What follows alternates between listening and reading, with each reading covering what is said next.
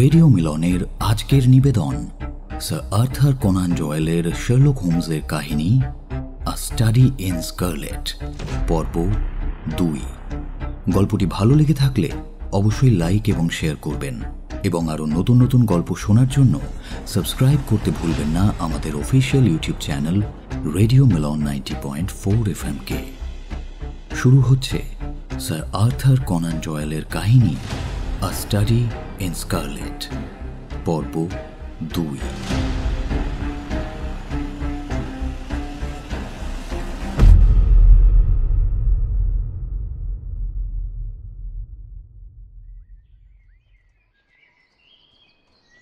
পরদিনের সমস্ত খবরের কাগজগুলোই ছিল ব্রিক্সটন রহস্যে ভরা। প্রতিটা নিউজ পেপারে দীর্ঘ বিবরণ প্রকাশিত হয়েছে। শুধু তাই নয়, অনেকগুলোতে তার উপরে আবার সম্পাদকীয় প্রবন্ধ লেখা হয়েছে। তাতে এমন কিছু তথ্য ছিল যা আমার কাছে নতুন। এই কেস রিলেটেড বিভিন্ন খবরের কাগজের কাটিং আর উদ্ধৃতি এখন আমার স্ক্র্যাপ বুকে রক্ষিত আছে। এখানে তার কিছু সংক্ষিপ্ত সার তুলে ধরছি। ডেইলি টেলিগ্রাফে মন্তব্য করা হয়েছে যে অপরাধের ইতিহাসে এমন বিস্ময়কর ও দুঃখজনক ঘটনা কদাচিৎ দেখা যায়। মৃত ব্যক্তির জার্মান নাম, উদ্দেশ্যের অভাব, দেয়ালে লেখা একটা নাম, এইসব দেখে মনে হয় কোনো রাজনৈতিক ব্যক্তি কিংবা বিপ্লবপন্থীরাই এই ঘটনার নায়ক। আমেরিকায় সমাজতন্ত্রীদের অনেক শাখা আছে। মৃত ব্যক্তি নিশ্চয় তাদের সঙ্গে কোনো দ্বিচারিতা করেছিল এবং প্রাণ বাঁচাতে গা ঢাকা দিয়েছিল, কিন্তু শেষ পর্যন্ত তারা তাকে খুঁজে বের করেছে। স্ট্যান্ডার্ডে মন্তব্য করা হয়েছে, এ ধরনের বেআইনি কুকর্ম সাধারণত লিবারাল অ্যাডমিনিস্ট্রেশনের আমলেই ঘটে থাকে।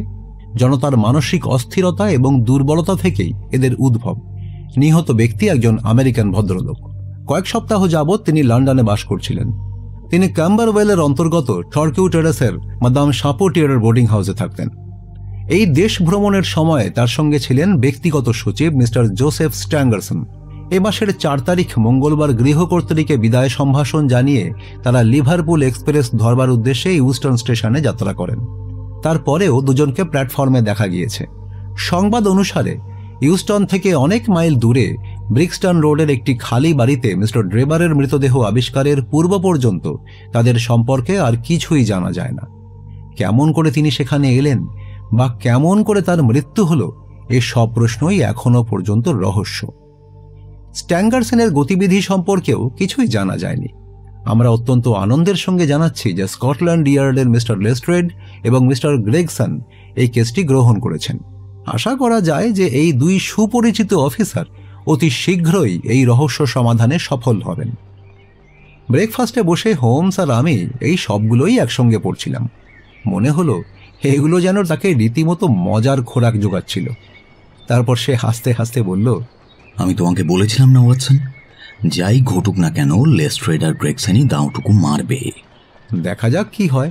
ব্যাপারটা তা নয় ওয়াটসন, লোকটা ধরা পড়লে ওদের জন্যই পড়বে, আর সে যদি পালিয়েও যায় সেও ওদের চেষ্টা সত্ত্বেও যাবে।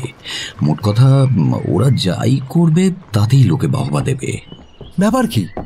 এতগুলো লোকের পায়ের শব্দ সিঁড়িতে। এটা হচ্ছে গোয়েন্দা পুলিশ বাহিনী, বেকার স্ট্রিট ডিভিশন।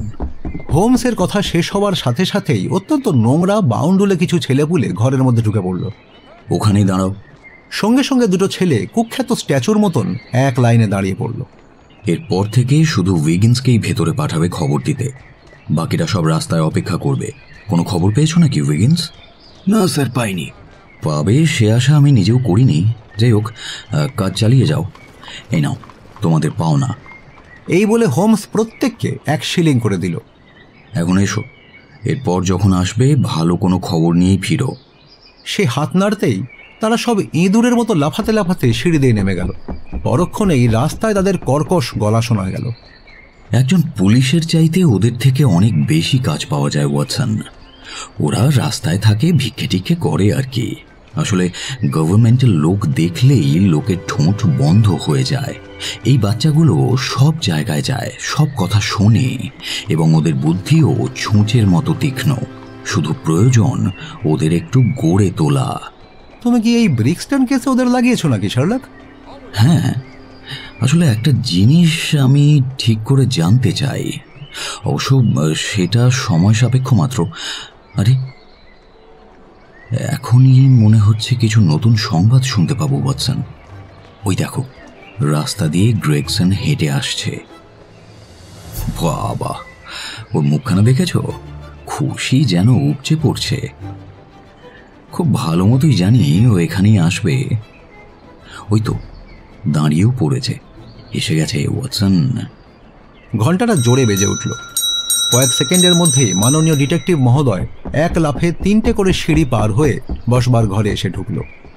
হোমসের অনিচ্ছুক হাতটাকে মুচড়ে ধরে করমর্দন করতে করতে চেঁচিয়ে বলল, মিস্টার হোমস, আমাকে অভিনন্দন জানান। সব কিছু একেবারে দিনের আলোর মতো পরিষ্কার করে ফেলেছি। I see. তা তুমি কি ঠিক পথে চলেছো বলে মনে করো গ্রেগসন? ঠিক পথ? কি বলছেন মিস্টার হোমস? লোকটাকে রীতিমতো হাত করা পুড়িয়ে ফেলেছি। তার নামখানা কি? আর্থার শাপেটিয়ার, মাননীয় মহারানীর নৌ বিভাগের সহকারী লিeutenant। বসো বসো বসো, একটা সিগার নাও। এবারে কি করে এত কাণ্ড করলে জানতে কৌতূহল হচ্ছে। আচ্ছা, তোমার কি হুইস্কি আর জল চাই? তা পেলে মন্দ হতো না। গত 2-1 দিন যা পরিশ্রম গেছে, শরীর একেবারে ভেঙে পড়েছে। শারীরিক পরিশ্রম যত নয়, তার চাইতেও বেশিটা হচ্ছে মনের চাপ। আচ্ছা মিস্টার হোমস, আপনি নিশ্চয়ই পুরো কারিগরিটা বুঝতে পারছেন, তাই না? কারণ আমরা দুজনেই তো মস্তিষ্কের কারবারি, তাই না? আমাকে বড় বেশি সম্মান দেওয়া হচ্ছে গ্রেগসন।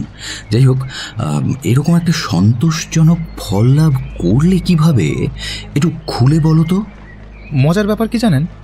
নিজেকে খুব চালাক ভাবলে কি হবে, ওই বোকা লেস্ট্রেটটা একেবারেই ভুল পথ ধরেছে। সে খুঁজে বেড়াচ্ছে সেক্রেটারি স্ট্যাঙ্গারসনকে, অথচ এই অপরাধের সঙ্গে সে কতটুকুই বা জড়িত। তবে এতদিনে মনে হয় তাকে পাকড়াও করে ফেলেছে লেস্ট্রেট। তা তোমার ক্লুটি পেলে কেমন করে? বলছি সবে বলছি। তার আগে একটা কথা, ডক্টর ওয়াটসন, আমরা ছাড়া আর কেউ যেন কথাটি জানতে না পারে। এই মার্কিন ভদ্রলোকের অতীত বৃত্তান্ত জানাটাই হলো প্রথম সমস্যা। বাকিরা এই অবস্থায় কি করত? বিজ্ঞাপনের উত্তর আসা বা কেউ স্বেচ্ছায় কোনো খবর দেওয়া পর্যন্ত অপেক্ষা করত। কিন্তু টোবিয়াস গ্রেগসনের কাজের পদ্ধতি সেই রকম নয়। অন্যদের নকল আমি করি না। আচ্ছা, মৃত লোকটির পাশে পড়ে থাকা ওই টুপিটার কথা আপনাদের মনে আছে? বিলক্ষণ আছে। 129 ক্যাম্বারওয়েল রোডের জন আন্ডারউডের বানানো।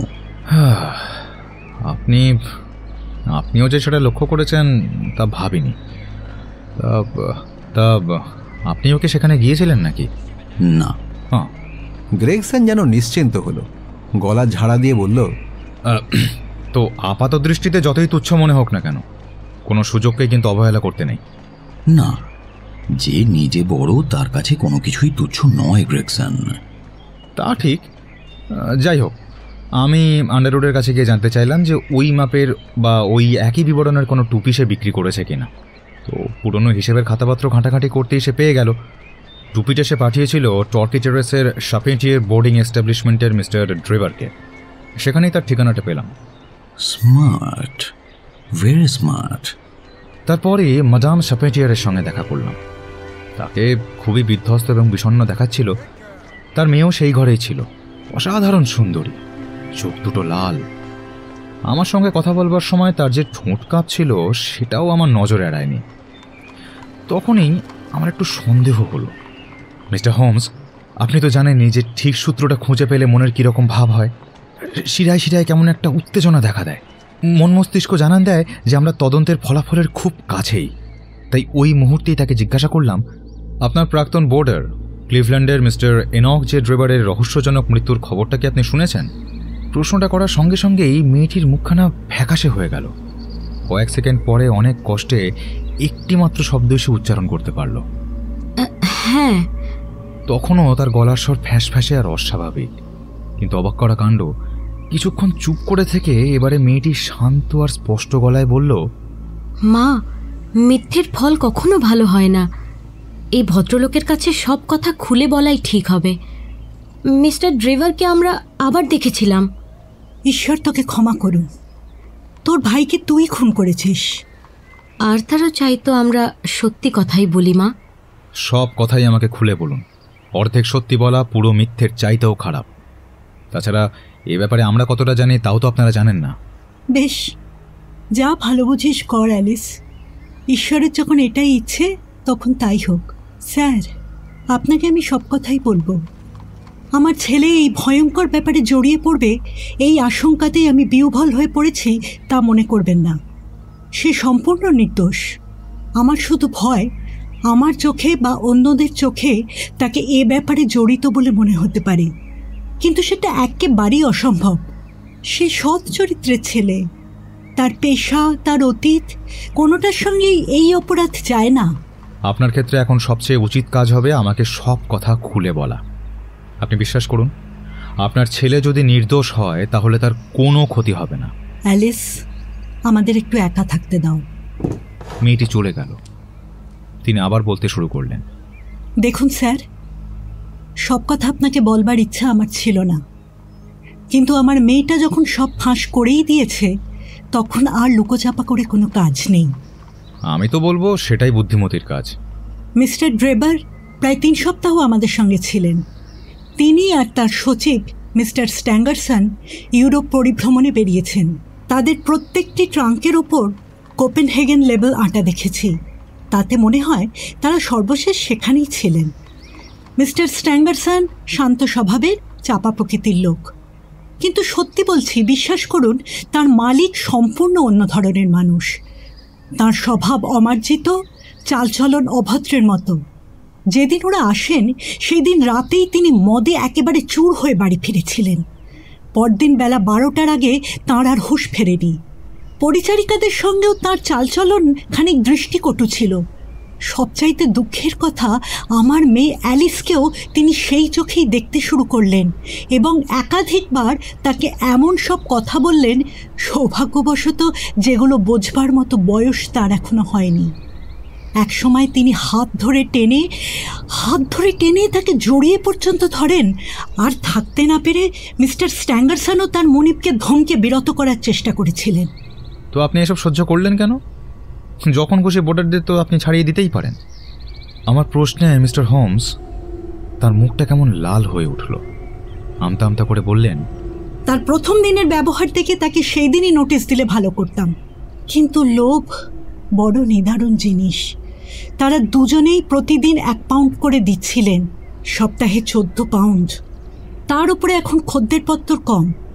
আমি বিধবা, ছেলেকে নৌবিভাগে পাঠাবার খরচও অনেক, তাই টাকাটা হাতছাড়া করতে মন চাইল না।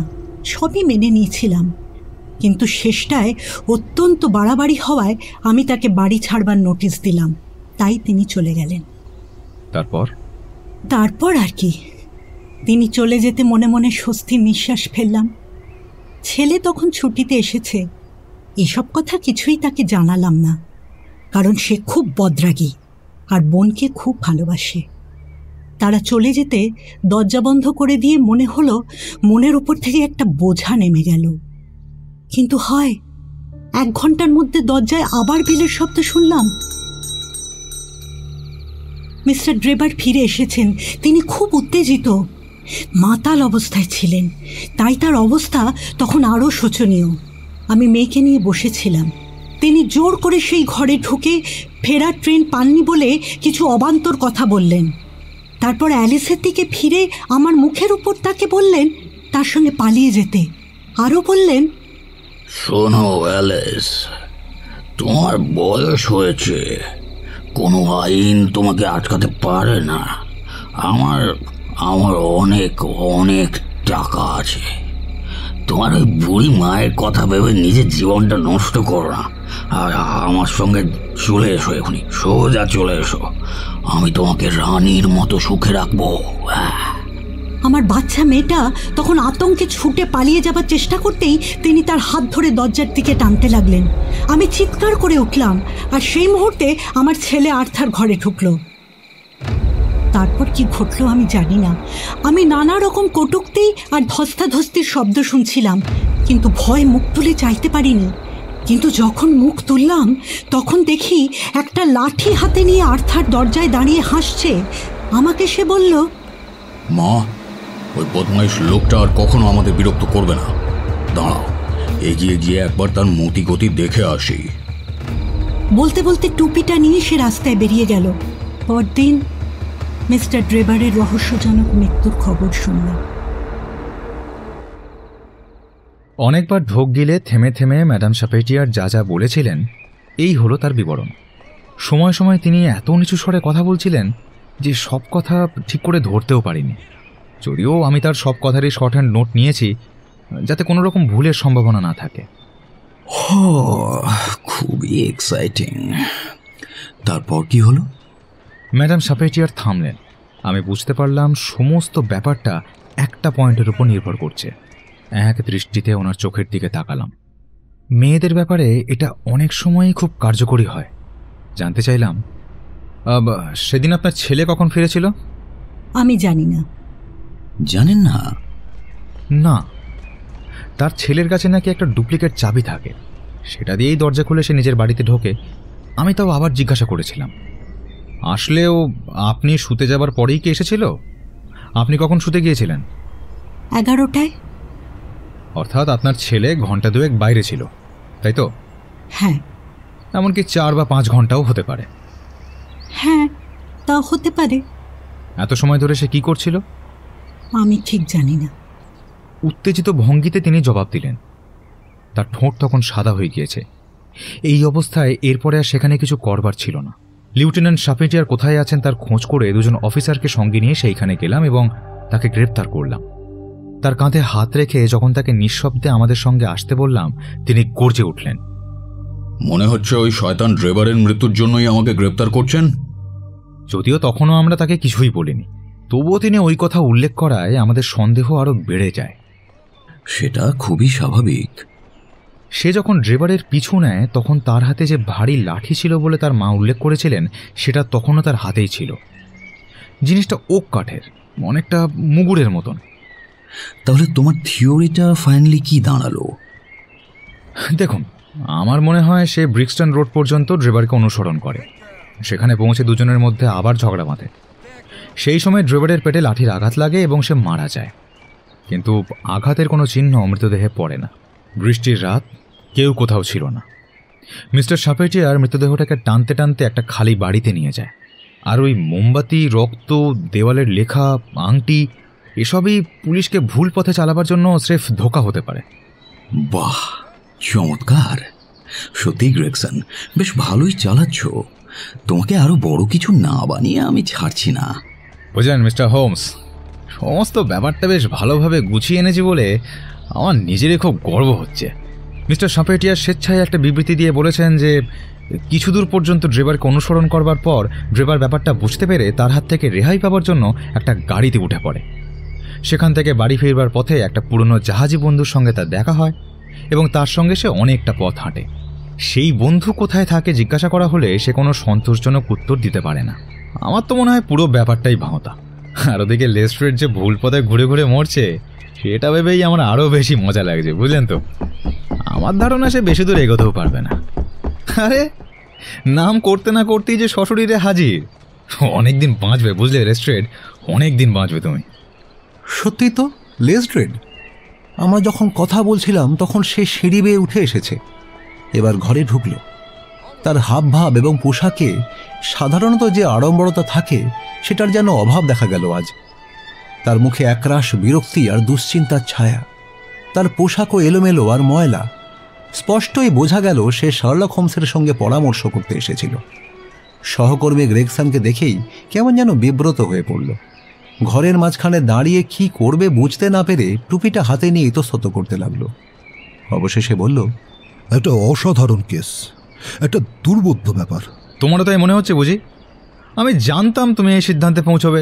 তা মিস্টার জোসেফ স্ট্যাঙ্গারসনের খোঁজ টোঁজ পেলে নাকি? আজ সকাল 6টা নাগাদ হ্যালিডের প্রাইভেট হোটেলে মিস্টার জোসেফ স্ট্যাঙ্গারসন খুন হয়েছেন। লেস্ট্রেড এইমাত্র যে খবরটা দিল সেটা এতই গুরুতর এবং অপ্রত্যাশিত যে আমরা তিনজনই প্রায় হতবাক হয়ে গেলাম। জল মেশানো হুইস্কিটাকে আনমনে কাঁপা কাঁপা হাতে সামনের টেবিলে রেখে গ্রেগসন বোকার মতন চেয়ার ছেড়ে উঠে দাঁড়ালো। আমি নিঃশব্দে হোমসের দিকে তাকালাম। তার ঠোঁট ঠোঁটের উপর চেপে বসেছে, দুই ভুরু চোখের উপর নেমে এসেছে। তারপর বিড়বিড় করে বলল, শেষমেশ স্ট্যাঙ্গারসনও? কেসটা ক্রমশই প্যাঁচালো হচ্ছে। একটা চেয়ার টেনে নিয়ে লেস্ট্রেড বলল, অনেক আগে থেকেই যথেষ্ট প্যাচালো ছিল মিস্টার হোমস। আমি বলেছিলাম সবাইকে। আবার তো মনে হচ্ছে কোনো জটিল যুদ্ধক্ষেত্রে ঢুকে পড়েছি। তুমি নিশ্চিত জানো খবরটা ঠিক? এইমাত্র তার ঘর থেকেই আমি আসছি। ঘটনাটা আমিই প্রথম আবিষ্কার করি। এ বিষয়ে গ্রেগসনের মতামত আমরা এতক্ষণ শুনছিলাম। এবারে তোমার কথাগুলো জানাতে কোনো আপত্তি আছে কি? কি দেখেছো বা করেছো সেটা যদি এখন আমাদের একটু গুছিয়ে বলো। চেয়ারে বসতে বসতে লেস্ট্রেড জবাব দিল, কোনো আপত্তি নেই। খোলাখুলি সব কথা আমি কনফেস করছি। আমি ভেবেছিলাম ড্রেভারের মৃত্যুর সঙ্গে স্ট্যাঙ্গারসন জড়িত, কিন্তু বর্তমান পরিণতি বুঝিয়ে দিচ্ছে আমি সম্পূর্ণ ভুল ছিলাম। যাই হোক, তখন সেই রকম মন নিয়েই আমি সচিবের খোঁজে বেরিয়েছিলাম। আগেই আমরা জেনেছি যে সন্ধ্যে 8:30 নাগাদ তাদের দুজনকে ইউস্টন স্টেশনে দেখা গিয়েছিল। রাত 2টোয় ড্রেভারকে পাওয়া গেল ব্রিক্সটন রোডে। কাজেই আমার কাছে প্রশ্ন হলো, 8:30 থেকে ঘটনার সময় পর্যন্ত স্ট্যাঙ্গারসন কি করছিল? তারপরেই বা সে কোথায় গেল? এই দুটো উত্তর খুঁজে বের করতেই হবে যেভাবেই হোক। লোকটির বিবরণ দিয়ে লিভারপুলে তার করে দিলাম। তাদের বলে দিলাম মার্কিন নৌকাগুলোর উপর নজর রাখতে। তারপর ইউস্টনের কাছাকাছি সবগুলো হোটেল ও লজিং হাউসে খোঁজ করলাম। আমার মনে হলো ড্রেভার এবং তার সঙ্গী যদি বিচ্ছিন্ন হয়েও থাকে, তাহলে তার সঙ্গী কাছাকাছি কোথাও রাতটা কাটিয়ে পরদিন সকালে আবার স্টেশনে হাজির হবে। এটাই স্বাভাবিক, তাই না? আগে থেকেই একটা কোনো সাক্ষাতের জায়গা হয়তো তারা স্থির করেছিল। এই ভেবেই আমি গতকাল সারাটা সন্ধ্যায় এই খোঁজেই কাটালাম, কিন্তু কোনো ফল হলো না। আজ খুব ভোরেই আবার আরম্ভ করলাম। 8টার সময় লিটল জর্জ স্ট্রিটের হ্যালিডেস প্রাইভেট হোটেলে পৌঁছালাম। মিস্টার স্ট্যাঙ্গারসন সেখানে আছেন কিনা জানতে চাইলে তারা সঙ্গে সঙ্গেই জানালো যে হ্যাঁ, তিনি সেখানেই আছেন। কিন্তু জানেন তো, এরপরই তারা আমাকে একটা অদ্ভুত প্রশ্ন করল। কি প্রশ্ন? জিজ্ঞাসা করলো স্ট্যাঙ্গারসনের সঙ্গে আমারই দেখা করতে আসবার কথা ছিল কিনা, কেননা কিছুদিন যাবৎ নাকি তিনি একজন ভদ্রলোকের জন্য অপেক্ষা করে আছেন। আমি প্রশ্ন করলাম, তিনি কোথায় আছেন?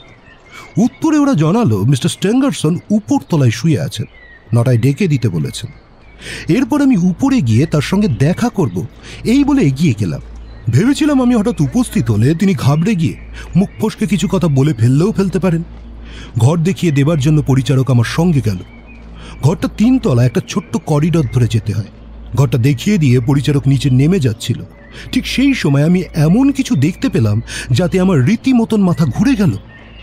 এতদিন এই লাইনে আছি, কিন্তু ওই সময়ের মতন মানসিক বিপর্যস্ততা বোধ করি আগে আমার কখনো ঘটেনি। দরজার নিচ দিয়ে রক্তের একটা ছোট্ট লাল ফিতে মতন দাগ এঁকে বেঁকে প্যাসেজটা পার হয়ে অন্যদিকে দেওয়ালের নিচে বেশ খানিকটা জমে আছে। আমি চিৎকার করে উঠতে এই পরিচারকটি ফিরে এলো। সব দিকে তারও মূর্ছা যাবার উপক্রম। দরজাটা ভেতর থেকে বন্ধ ছিল, তাই আমরাও কাঁধ লাগিয়ে দরজা ভেঙে ঢুকে পড়লাম ভিতরে। ঘরের জানালা খোলা, আর নিচে নাইট ড্রেস পরা একটি লোকের দেহ গুটিসুটি পাকিয়ে পড়ে আছে। কাছে গিয়ে পরীক্ষা করতেই বুঝলাম লোকটি মৃত। বেশ কিছুক্ষণ হলো মারা গেছে, কারণ হাত পাগুলো শক্ত এবং ঠান্ডা হয়ে গেছে। তাকে উল্টে দিতেই পরিচারক চিনতে পারল। বলল এই লোকটাই জোসেফ স্ট্যাঙ্গারসন নামে ঘর ভাড়া নিয়েছেন। বাদিকে একটা গভীর ক্ষত হাট প্রায় ফুঁড়ে দিয়েছে, তার ফলেই লোকটার মৃত্যু ঘটেছে। মিস্টার হোমস, এরপরই আসছে ঘটনার সবচেয়ে বিস্ময়কর অংশ। নিহত লোকটার উপর কি ছিল আন্দাজ করুন তো। শার্লক লেস্ট্রেডের প্রশ্নে কিছু উত্তর দেবার আগেই যেন আসন্ন বিভীষিকার কল্পনায় আমার সারা শরীরটা থরথর করে কেঁপে উঠল। সে বলল, রক্তের অক্ষরে লেখা রাঁচি শব্দটা RACHE। হ্যাঁ, ঠিক ঠিক তাই মিস্টার হোমস। কিছুক্ষণ সকলেই চুপ করে রইলাম। এই অজ্ঞাত আততায়ীর কাজের মধ্যে এমন একটা শৃঙ্খলা অথচ ভীষণতা আছে যার ফলে তার অপরাধ আরও ভয়াবহ রূপ নিচ্ছে ধীরে ধীরে। যুদ্ধক্ষেত্রেও যেখানে সবসময় আমার নার্ভ স্ট্রং থাকত, সেখানে এই অপরাধের চিন্তায় আমি যেন দিশেহারা বোধ করতে লাগলাম। লোকটি চোখেও পড়েছিল। হোটেলের পিছনের রাস্তাবল থেকে যে গলিটা চলে গেছে, সেই পথ ধরে গোয়ালঘরের দিকে যাচ্ছিল একটি গোয়ালা ছেলে। সে দেখতে পায় ওখানে সাধারণত যে মইটা পড়ে থাকে সেটা 3 তলার একটি জানলার সঙ্গে লাগানো। জানালাটা খোলা। একটু এগিয়ে ফিরে তাকাতেই সে দেখতে পায় একটা লোক মই বেয়ে নামছে। লোকটার ভাবভঙ্গি এতটাই নর্মাল ছিল যে ছেলেটা ভেবেছিল ও বোধহয় কার্পেন্টার কিংবা হোটেল বয় হবে। যদিও তার মনে একটা খটকা জেগেছিল এই ভেবে যে লোকটা এত সকালে কাজে এসেছে কেন। এছাড়া তার সম্পর্কে আর কিছুই তার মনে আসেনি।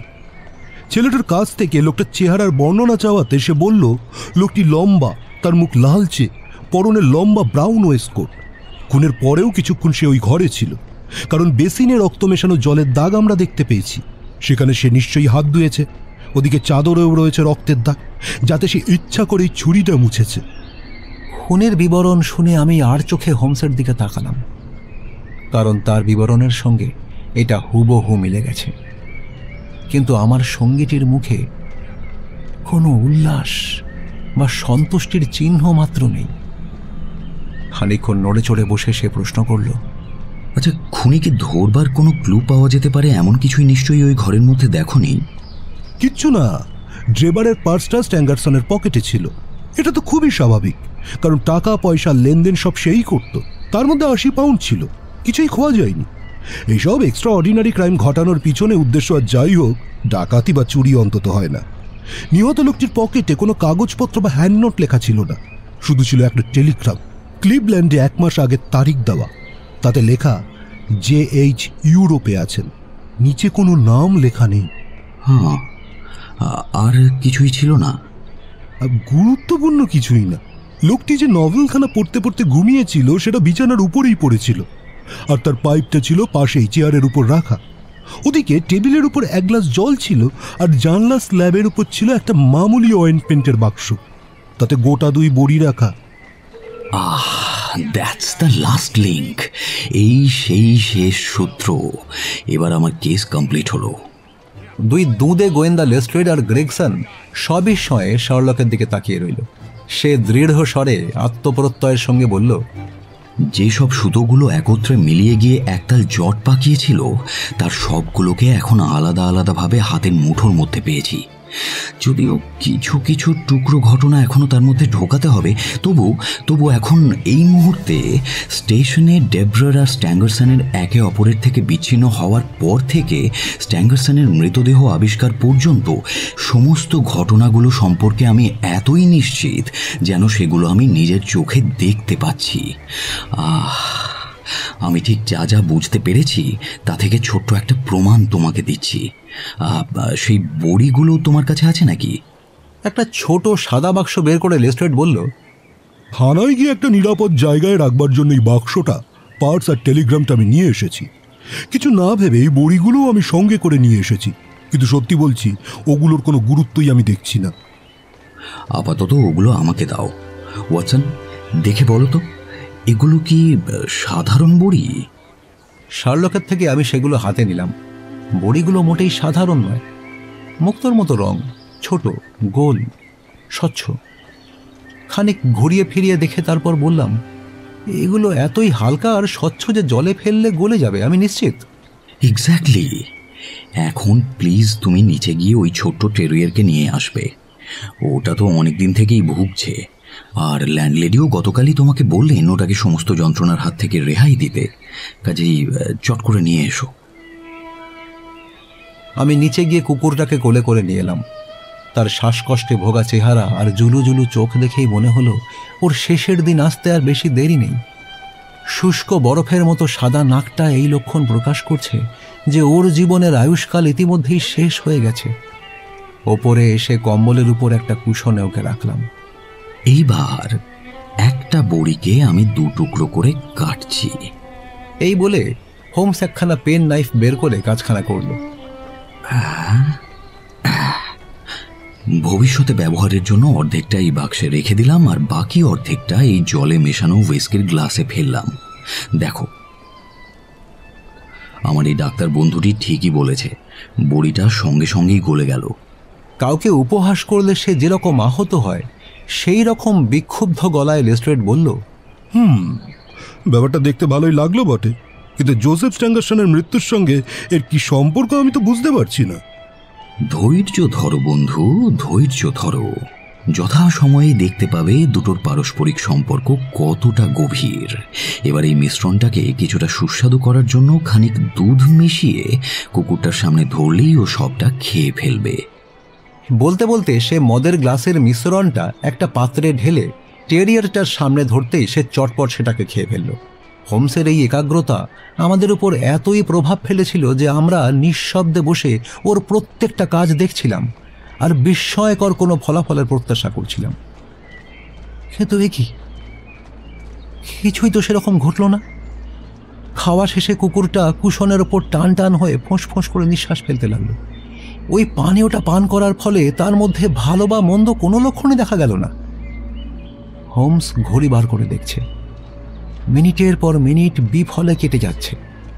তার চোখে মুখে উদ্বেগ ও হতাশার ছায়া পড়েছে। সে একবার ঠোঁট কামড়াচ্ছে, একবার আঙুল দিয়ে টেবিলে টোকা দিচ্ছে। চোখের সামনে দেখছি ভেতর ভেতর সে যার পর নাই ছটফট করছে।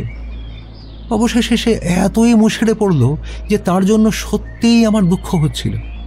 কিন্তু সে যে শেষ পর্যন্ত একটা ধাক্কা খেয়েছে তাতে লেস্ট্রেড আর গ্রেগসন অখুশি তো নয়ই, বরং মিটিমিটি হাসছে। অবশেষে চেয়ার থেকে লাফিয়ে উঠে ঘরময় দ্রুত বেগে পায়চারি করতে করতে সে বলে উঠল, গন্ডগোল, গন্ডগোল, খুব বড় একটা গন্ডগোল হয়ে যাচ্ছে কোথাও একটা। এটা আকস্মিক যোগাযোগ হতে পারে না, আকস্মিক যোগাযোগ হওয়া অসম্ভব। ড্রেভারের ক্ষেত্রে যে বড়ির সন্দেহ আমি করেছিলাম, স্ট্যাঙ্গারসনের মৃত্যুর পর সেই একই বড়ি পাওয়া গেছে, অথচ ওগুলো তো কোনো কাজেরই নয়। এর কি অর্থ হতে পারে? আমার আগাগোড়া সকল যুক্তি এভাবে ভ্রান্ত হতে পারে না, অসম্ভব। কিন্তু নিজের চোখেই দেখতে পাচ্ছি কুকুরটার কিছু হলো না। মুহূর্তকাল চুপ করল শার্লক। পরক্ষণেই আবার চেঁচিয়ে উঠে বলল, আরে তাই তো, আমিও না একেবারে বোকা হয়ে গেছি। পেয়েছি, যা খুঁজছিলাম তা পেয়ে গেছি। আবারও কি একটা ভেবে আনন্দে চিৎকার করতে করতে উঠে গিয়ে সে সাদা বাক্সটার কাছে ছুটে গেল। অন্য একটা বড়ি কেটে জলে গুলে দুধে মেশালো। আবারও টেরিয়ারটার সামনে ধরতেই হতভাগ্য কুকুরটা সেই পানিয়ে ঠোঁট ডোবাতে না ডোবাতেই তার সারা দেহটা থরথর করে কেঁপে উঠেই বিদ্যুৎ স্পৃষ্টের মতো নির্জীব হয়ে গেল। হোমস একটা লম্বা নিঃশ্বাস ফেলে কপালের ঘাম মুছতে মুছতে বলল,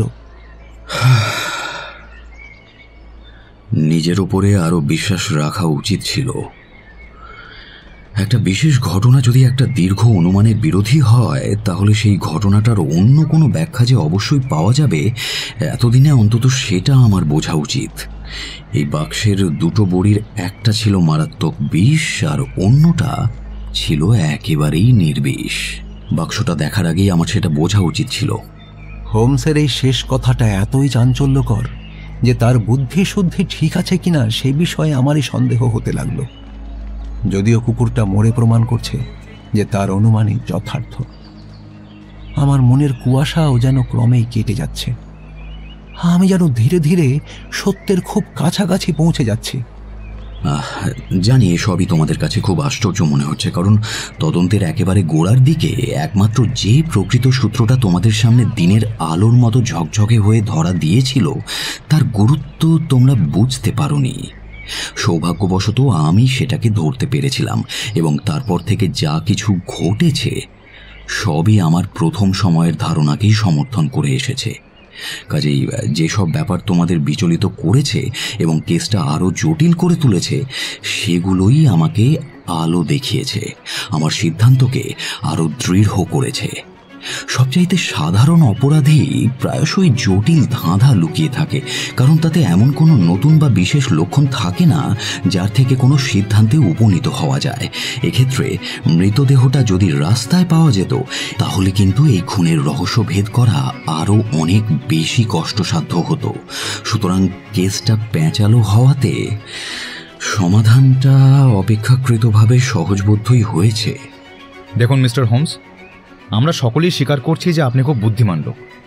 আপনার কাজের একটা নিজস্ব পদ্ধতি আছে, কিন্তু এখন আমাদের শুধু থিওরি আর ভাষণের চাইতেও অনেক বেশি কিছু দরকার। কথা হচ্ছে আসল লোকটি কে।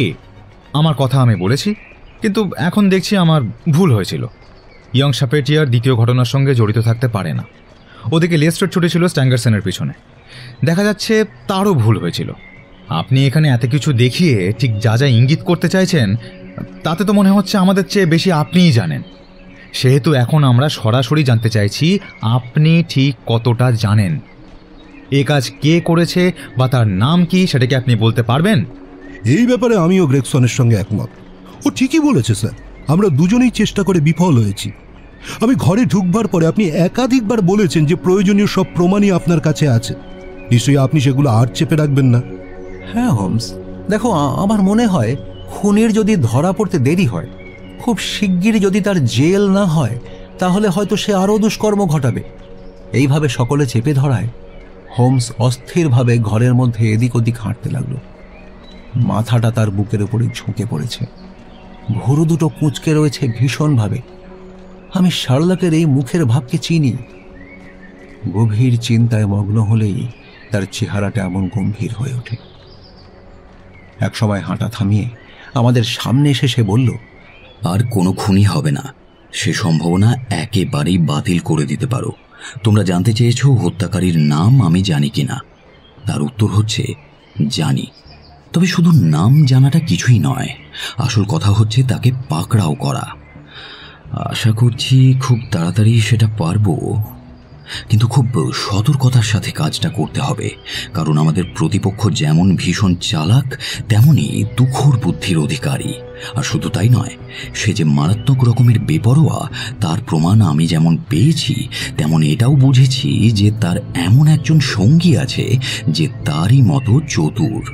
কেউ তার খোঁজ পেয়েছে, এটা যতক্ষণ সে না জানতে পারবে ততক্ষণই তাকে পাকড়াও করার কিছুটা সম্ভাবনা আছে। কিন্তু তিলমাত্র সন্দেহ হলেই সে নাম পরিচয় পাল্টে এই লন্ডনের 40 লক্ষ লোকের মধ্যে নিমেষে অদৃশ্য হয়ে যাবে। গ্রেগসন, লেস্ট্রেড, দোষ নিও না। তোমাদের মনে কোনো রকম আঘাত দেওয়ার ইচ্ছে আমার নেই, কিন্তু অনেস্টলি স্পিকিং এই দুটো লোককে এক হাত নেবার সামর্থ্য সরকারি পুলিশ বাহিনীর নেই, আর সেজন্যই আমি তোমাদের সাহায্য চাইনি। অবশ্য জানি আমি বিফল হলে তোমাদের এ কাজে বাদ রাখার দায়ভারও আমাকেই বইতে হবে, আর সেজন্য আমি প্রস্তুতও। তাই এখন শুধু এটুকু কথা দিতে পারি, বর্তমান পরিস্থিতি সামলে যদি অনুকূলে আনতে পারি তবেই তোমাদের সবাইকে সবটা পরিষ্কার করে জানানো ঠিক হবে। এই মুহূর্তে এর বেশি আর কিছুই বলতে পারছি না। বলাই বাহুল্য, এই প্রতিশ্রুতিতে কিংবা সরকারি ডিটেকটিভ সম্পর্কে এমন নিন্দনীয় কথা বলাতে গ্রেগসন বা লেস্ট্রেড কেউই যে সন্তুষ্ট তা একদমই মনে হলো না। গ্রেগসনের ফ্যাকাশে মুখখানা তার হলদে চুলের গোড়া পর্যন্ত লাল হয়ে উঠল, আর লেস্ট্রেডের খুদে খুদে ধারালো চোখ দুটো একই সাথে কৌতূহলে আর ক্ষোভে চকচক করতে লাগলো। কিছুক্ষণ পর দরজায় একটা টোকা পড়ল এবং সাথে সাথেই সেই বাউন্ডলে ছেলেদের দলপতি উইগেন্স হুড়মুড়িয়ে ঘরে ঢুকে এলো। মাথার সামনেকার চুলে হাত রেখে সে বলল, স্যার, গাড়িখানা নিচে রেখেছি। Good boy. এই বলে টেবিলের ড্রয়ার থেকে একজোড়া স্টিলের হাতকড়া বের করে সে আরও বলল, স্কটল্যান্ড ইয়ার্ডে এই ব্যবস্থাটা চালু করো না কেন? দেখো না, এই স্প্রিংটা কি সুন্দর কাজ করবে, মুহূর্তের মধ্যে আটকে যাবে। হাত করা পরাবার লোকটাকে খুঁজে বের করতে পারলে পুরনো ব্যবস্থায় আসামি ধরার পদ্ধতিটাও মন্দ না। Good good good. ড্রাইভার আমার বাক্সগুলো নামাতে নিশ্চয়ই সাহায্য করবে। উইগেন্স, তাকে ওপরে আসতে বলো তো। হোমস এমনভাবে কথা বলল যেন সে কোথাও ঘুরতে বেরোবে। আমি যথারীতি অবাক হলাম, কারণ এই সম্পর্কে সে তো আমাকে কিছু বলেনি। ঘরের মধ্যে একটা পোর্টম্যানটিউ ছিল, সেটাকে টেনে বের করে তাতে সে ফিতেগুলো আটকাতে লাগলো। এই সময় ড্রাইভার ঘরে ঢুকলো। এক মনে কাজখানা করতে করতে মুখ না ঘুরিয়েই সে বলল, ড্রাইভার, এই ফিতেটা আটকাতে আমাকে একটু সাহায্য করো প্লিজ। ভারী অমার্জিত এবং উদ্ধত ভঙ্গিতে এগিয়ে গিয়ে লোকটা কাজে হাত লাগালো, আর ঠিক সেই মুহূর্তেই ক্লিক করে একটা শব্দ হলো।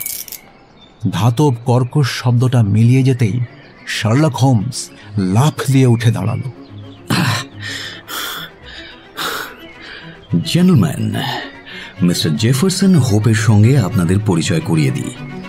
ইনি এনক জে ড্রেভার এবং জোসেফ স্ট্যাঙ্গারসনের হত্যাকারী। মুহূর্তের মধ্যে সমস্ত ব্যাপারটা ঘটে গেল। এত দ্রুতই সবটা হলো যে কোনো কিছু বুঝবার সময়ই পেলাম না। ওই নির্দিষ্ট সময়টার স্মৃতি এখনও আমার মনে স্পষ্ট হয়ে আছে। হোমসের সগৌরব ঘোষণা, তার কণ্ঠস্বর, ড্রাইভারের সেই কর্কশ অথচ বিহল বিকৃত মুখ, ম্যাজিকের মতো তার কবজিতে আটকে থাকা চকচকে হাত করার প্রতি তার চোখের দৃষ্টি, সব 2 সেকেন্ডের মতো আমরা সবাই যেন পাথরের মূর্তিতে পরিণত হয়েছিলাম।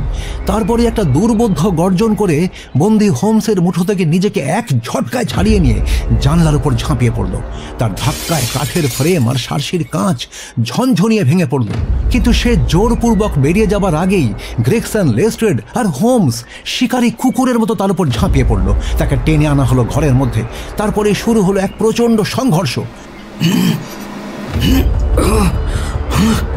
লোকটি এতই শক্তিশালী আর হিংস্র যে আমাদের 4 জনকে সে বারবার ছিটকে ফেলে দিচ্ছিল। মনে হচ্ছিল সে যেন হিস্টেরিয়া রোগীর মতোই অনিয়ন্ত্রিত এবং অমিত বলশালী। জানলার ভিতর দিয়ে বের হওয়ার চেষ্টায় তার মুখ আর হাত ভয়ঙ্করভাবে কেটে গেছে। গল গল করে রক্তপাত হচ্ছে ক্ষতস্থান থেকে। তবুও সেদিকে তার কোনো ভ্রুক্ষেপ নেই। সে তখনও নিজেকে ছাড়ানোর আপ্রাণ চেষ্টা করেই চলেছে। ঠিক এই সময় লেস্ট্রেড যখন তার গলা বন্ধনীর মধ্যে হাত ঢুকিয়ে তার গলায় ফাঁস আটকে দিল, সে তখন বুঝতে পারলো আর লড়াই করে কোনো লাভ নেই। তা সত্ত্বেও যতক্ষণ তার হাত আর পা কোষে একসঙ্গে বাঁধা না হলো ততক্ষণ আমরা নিরাপদ বোধ করছিলাম না। অবশেষে তাকে সব দিক দিয়ে আঁটোসাঁটো করে বেঁধে ফেলা হলে আমরা 4 জন স্বস্তির নিঃশ্বাস ফেলে উঠে দাঁড়ালাম। হোমস হাঁপাতে হাঁপাতে বলল,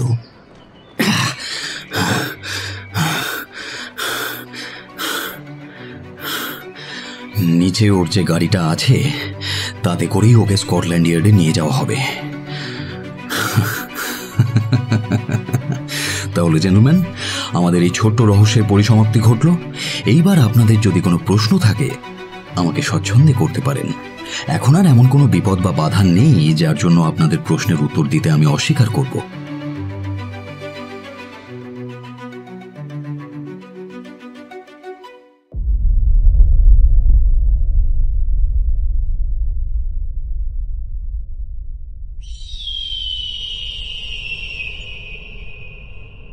উত্তর আমেরিকা মহাদেশের মধ্যাঞ্চলে একটি শুষ্ক বিকর্ষক মরুভূমি আছে। দীর্ঘকাল যাবৎ সেই মরুভূমি সভ্যতার উন্নতির পথে প্রাচীরের মতো বাধা হয়ে দাঁড়িয়ে আছে। সিয়েরা নেভাদা থেকে নেব্রাস্কা পর্যন্ত এবং উত্তরে ইয়েলোস্টোন রিভার থেকে দক্ষিণে কলোরাডো পর্যন্ত বিস্তৃত আছে এক দুর্ভেদ্য নিস্তব্ধতার রাজত্ব। সেই ভয়ঙ্কর অঞ্চলের চেহারা সব জায়গায় আবার একরকম নয়। সেখানে তুষারাবৃত পর্বতমালা যেমন আছে, তেমনই আছে ছায়া ঘন নিবিড় এবং বিষণ্ণ উপত্যকা। পাথুরে বন্ধুর গিরিনালার ভেতর দিয়ে বয়ে যাওয়া খরস্রোতা নদী, আর আছে বিশাল সব প্রান্তর। ভরা শীতকালে সব বরফে সাদা হয়ে যায়, আবার গ্রীষ্মকালে লবণাক্ত ক্ষারময় ধুলোর আবরণে ধূসর হয়ে ওঠে। কিন্তু এই সকল অবস্থাতেই একটা বৈশিষ্ট্য কিন্তু বর্তমান থাকেই থাকে। তা হলো অনুর্বরতা, অনাতিথেয়তা আর দুঃখদীনতা। এই নিরাশার দেশে কোনো মানুষ বাস করে না। হয়তো কালে ভদ্রে কোনো পনিস বা ব্ল্যাকফিটের দল হয়তো অন্য কোনো শিকার অঞ্চলের সন্ধানে সে দেশে ঢুকে পড়ে, কিন্তু অতি বড় বীরও একবার এই সব ভয়াবহ প্রান্তরে গিয়ে পড়ার পর আবার প্রাণ নিয়ে কোনো মতে নিজেদের দেশে ফিরে যাবার জন্য মরিয়া হয়ে ওঠে। নেকড়ের দল ঝোপে ঝাড়ে লুকিয়ে থাকে, বাজ পাখি মহাশূন্যে শোণিত দৃষ্টি হেনে টানা ঝাপটায়, বিশালাকায় ধূসর ভল্লুক পাহাড়ের অন্ধকার খাদে খাদ্যের সন্ধানে করে বেড়ায়। সেই জনহীন প্রান্তরে এরাই হলো একমাত্র বাসিন্দা। সিয়েরা ব্ল্যাঙ্কোর উত্তরের ঢালু অঞ্চলের চাইতে ভয়ঙ্কর জায়গা সারা পৃথিবীতে আর দুটি নেই। যতদূর চোখ যায় খাড়ের আবরণে ঢাকা এক বিশাল সমভূমি খাঁ খাঁ করছে। শুধু মাঝে মাঝে চোখে পড়ে কিছু বেঁটে সবজেটে ওকের ঝোপ। দিগন্তের দূরতম প্রান্তে দেখা যায় পর্বত শৃঙ্গের এক দীর্ঘ সারি। এই বিস্তীর্ণ অঞ্চলে প্রাণের কোনো চিহ্ন মাত্র নেই। আছে শুধু নিরবচ্ছিন্নতা, নিস্তব্ধতা। যতই কান পেতে থাকুক না কেউ, সেই বিশাল প্রান্তরে শব্দের ছায়া মাত্র নেই। কিন্তু সেই বিস্তীর্ণ সমভূমিতে যে প্রাণ বলতে কিছু নেই, এটা কি সর্বৈব সত্যি, নাকি এর বিপক্ষে থাকা প্রমাণটা অধরা? সিয়েরা ব্ল্যাঙ্কোর থেকে নিচের দিকে তাকালে দেখা যাবে একটি পথ মরুভূমির বুক চিরে এঁকে বেঁকে বহু দূরে হারিয়ে গেছে। আর সে পথে আছে অভিযাত্রী গাড়ির চাকা আর পায়ের দাগ। এখানে ওখানে ছড়িয়ে আছে সাদা মতন কিছু জিনিস, সূর্যের আলোয় চকচক করছে সেগুলো। জমে থাকা খাড়ের ধূসরতার মধ্যে স্পষ্ট চোখে পড়ছে। সেগুলো ঠিক কি তা জানতে এগিয়ে যাও, আরো আরো এগিয়ে যাও। পেয়েছ তো দেখতে? হ্যাঁ, ঠিক ধরেছ, এই সবই হাড়, কতকগুলো বড় আর মোটা, অন্যগুলো ছোট ও চিকন। প্রথমগুলো ষাঁড়ের হাড় আর অন্যগুলো মানুষের। চলতে চলতে যারা পথের পাশেই মরে পড়ে আছে, তাদের বিক্ষিপ্ত দেহাবশেষ এই বিভৎস যাত্রাপথে চোখে পড়বে 1500 মাইল ধরে। 4 মে 1847 এক নিঃসঙ্গ পথিক দাঁড়িয়ে দাঁড়িয়ে এই দৃশ্যই দেখছিল। সে মানুষ হলেও তার চেহারা অতি মানবিক। বয়স 40 কি 60 হবে। মুখখানা সরু আর বিভৎস, গলা ঠেলে বেরিয়ে আসা হাড়ের উপর বাদামি কাগজের মতো চামড়াটা যেন শুধু জড়ানো। মাথায় লম্বা বাদামি চুল আর দাড়িতে সাদা চুলের ডোরা কাটা।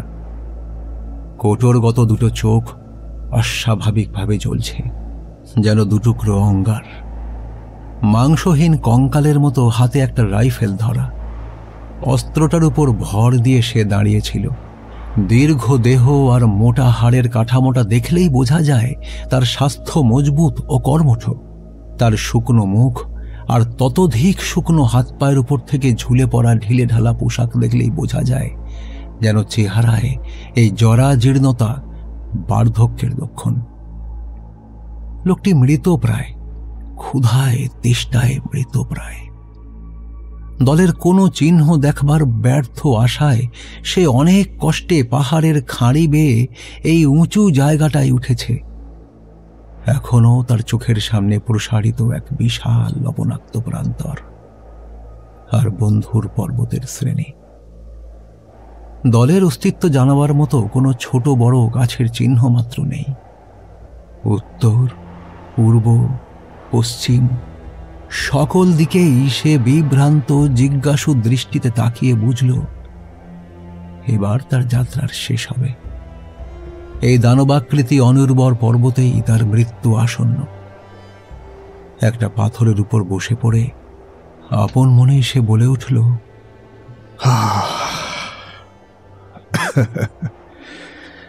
এই বা মন্দ কি? আজ থেকে 20 বছর পরে তুলোর নরম বিছানার উপর শুয়ে মৃত্যুর বদলে না হয় এই প্রস্তরের উপর গা এলিয়ে দিয়েই আমার শেষকে বরণ করা যাক হাসি মুখে। ধূসর রঙের শালে বাঁধা যে বড় পোটলাটা সে ডান কাঁধে ঝুলিয়ে এনেছিল, বসবার আগে সেটাকে আর অকেজো রাইফেলটাকে মাটিতে রাখল। ভারী পোটলাটা বইতে তার সত্যিই খুব কষ্ট হচ্ছিল। তাই সে সেটা নামাবার সময় অতর্কিতে থপ করে সশব্দে মাটিতে আছড়ে পড়ল। সঙ্গে সঙ্গে একটা কান্নার শব্দ শোনা গেল। ভেতর থেকে উঁকি দিল একটা ভীত সন্ত্রস্ত মুখ, উজ্জ্বল বাদামি চোখ আর ফুটফুটে টোল খাওয়া দুখানি নিটোল হাত। কুচি গলায় সে বলে উঠল, তুমি আমায় মারলে? লাগলো তো। ও তাই নাকি? আরে আমি ইচ্ছে করে করিনি মা। কথাটা বলে পোঁটলা খুলে তার ভেতর থেকে সে বের করে আনলো একটা বছর 5-এর ছোট্ট মিষ্টি মেয়েকে। তার দু পায়ে সুন্দর একজোড়া জুতো, গোলাপি ফ্রক আর লাইলিনের অ্যাপরন দেখলেই বোঝা যায় মায়ের যত্নে সে পালিত হয়ে এসেছে। মেয়েটির মুখ বিবর্ণ, শুকনো, তবু তার গোলগাল হাত পা দেখলেই বোঝা যায় সঙ্গীর মতো অত দুঃসহ পরিশ্রমের ঝড় তাকে পোহাতে হয়নি। মেয়েটি তখনও মাথা ভর্তি সোনালি চুলে হাত ঘষছে দেখে লোকটি উদ্বেগের সঙ্গে বলল, খুব লেগেছে বুঝি? এখন কি ঠিক আছো? আহত জায়গাটা দেখিয়ে সে গম্ভীরভাবে বলল, এইখানটা একটু মুখে ভালো করে দাও। মা তো তাই করে। মা কোথায়? মা চলে গেছে, কিন্তু চিন্তা নেই, খুব তাড়াতাড়ি তার দেখা পাবে। চলে গেছে? তাহলে তো খুব মজা। কিন্তু যাবার আগে গুড বাই তো বলে গেল না। যখনই চা খেতে আন্টির বাড়ি যায় তখনই তো মা আমাকে গুড বাই বলে, অথচ 3 দিন ধরে তার দেখা নেই। দেখো না, এখানটা কি ভীষণ শুকনো, তাই না? এখানে জল খাবার কিছু নেই। না মা, কিচ্ছু নেই। তুমি কষ্ট করে আর একটু শুয়ে থাকো, তারপরেই সব ঠিক হয়ে যাবে। এই আমার কোলে মাথাটা রাখো রাখো, তাহলে ভালো লাগবে। এখন আর বেশি কথা বলো না। ঠোঁট শুকিয়ে চামড়া হয়ে গেলে কি কথা বলতে ভালো লাগে। আমি বরং তোমাকে এইগুলো দেখাই। হ্যাঁ, এই দেখো দেখো, বলো তো এগুলো কি? 2 টুকরো চকচকে অভ্র হাতে পেয়ে মেয়েটি আনন্দে চেঁচিয়ে উঠল। কি সুন্দর, এগুলো কি সুন্দর! বাড়ি গিয়ে এগুলো ভাই ববকে দেব। খুব শিগগিরই এর চাইতে আরো ভালো জিনিস তুমি দেখতে পাবে।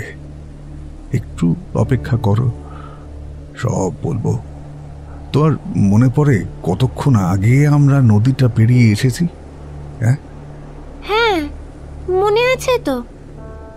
হিসেব মতন খুব তাড়াতাড়ি আমরা আরেকটা নদী পার হব, বুঝলে। কিন্তু কি যেন একটা গোলমাল হয়েছে। কম্পাস, মানচিত্র বা আর কিছুতে কি গন্ডগোলটা হলো নাকি? সেই জন্যে কি আর নদীটা পাচ্ছি না। এদিকে জলও ফুরিয়ে গেল, শুধু তোমার জন্য কয়েক ফোঁটা। আর আর লোকটার অপরিচ্ছন্ন চেহারা, ময়লা জামার দিকে তাকিয়ে মুখ ভার করে মেয়েটা বলল, তুমিও তো কতদিন স্নান করতে পারোনি। জল খেতেই পাইনি তো আর স্নান করা। প্রথমে গেলেন মিস্টার বেন্ডার, তারপরে ইন্ডিয়ান পিট, আর তারপর মিসেস ম্যাকগ্রেগর, এরপর জনি হোমস, আর তারপর তোমার মা। মা? মাও মরে গেছে? হ্যাঁ, তুমি আর আমি ছাড়া সবাই গেছে। তখন ভাবলাম এদিকে হয়তো জল পাওয়া যাবে, তাই তোমাকে কাঁধে নিয়ে ছুটলাম। কিন্তু ফল তো কিছুই হলো না। আর কোনো আশা নেই। কান্না থামিয়ে টলটলে জল ভরা চোখে মেয়েটি বলল,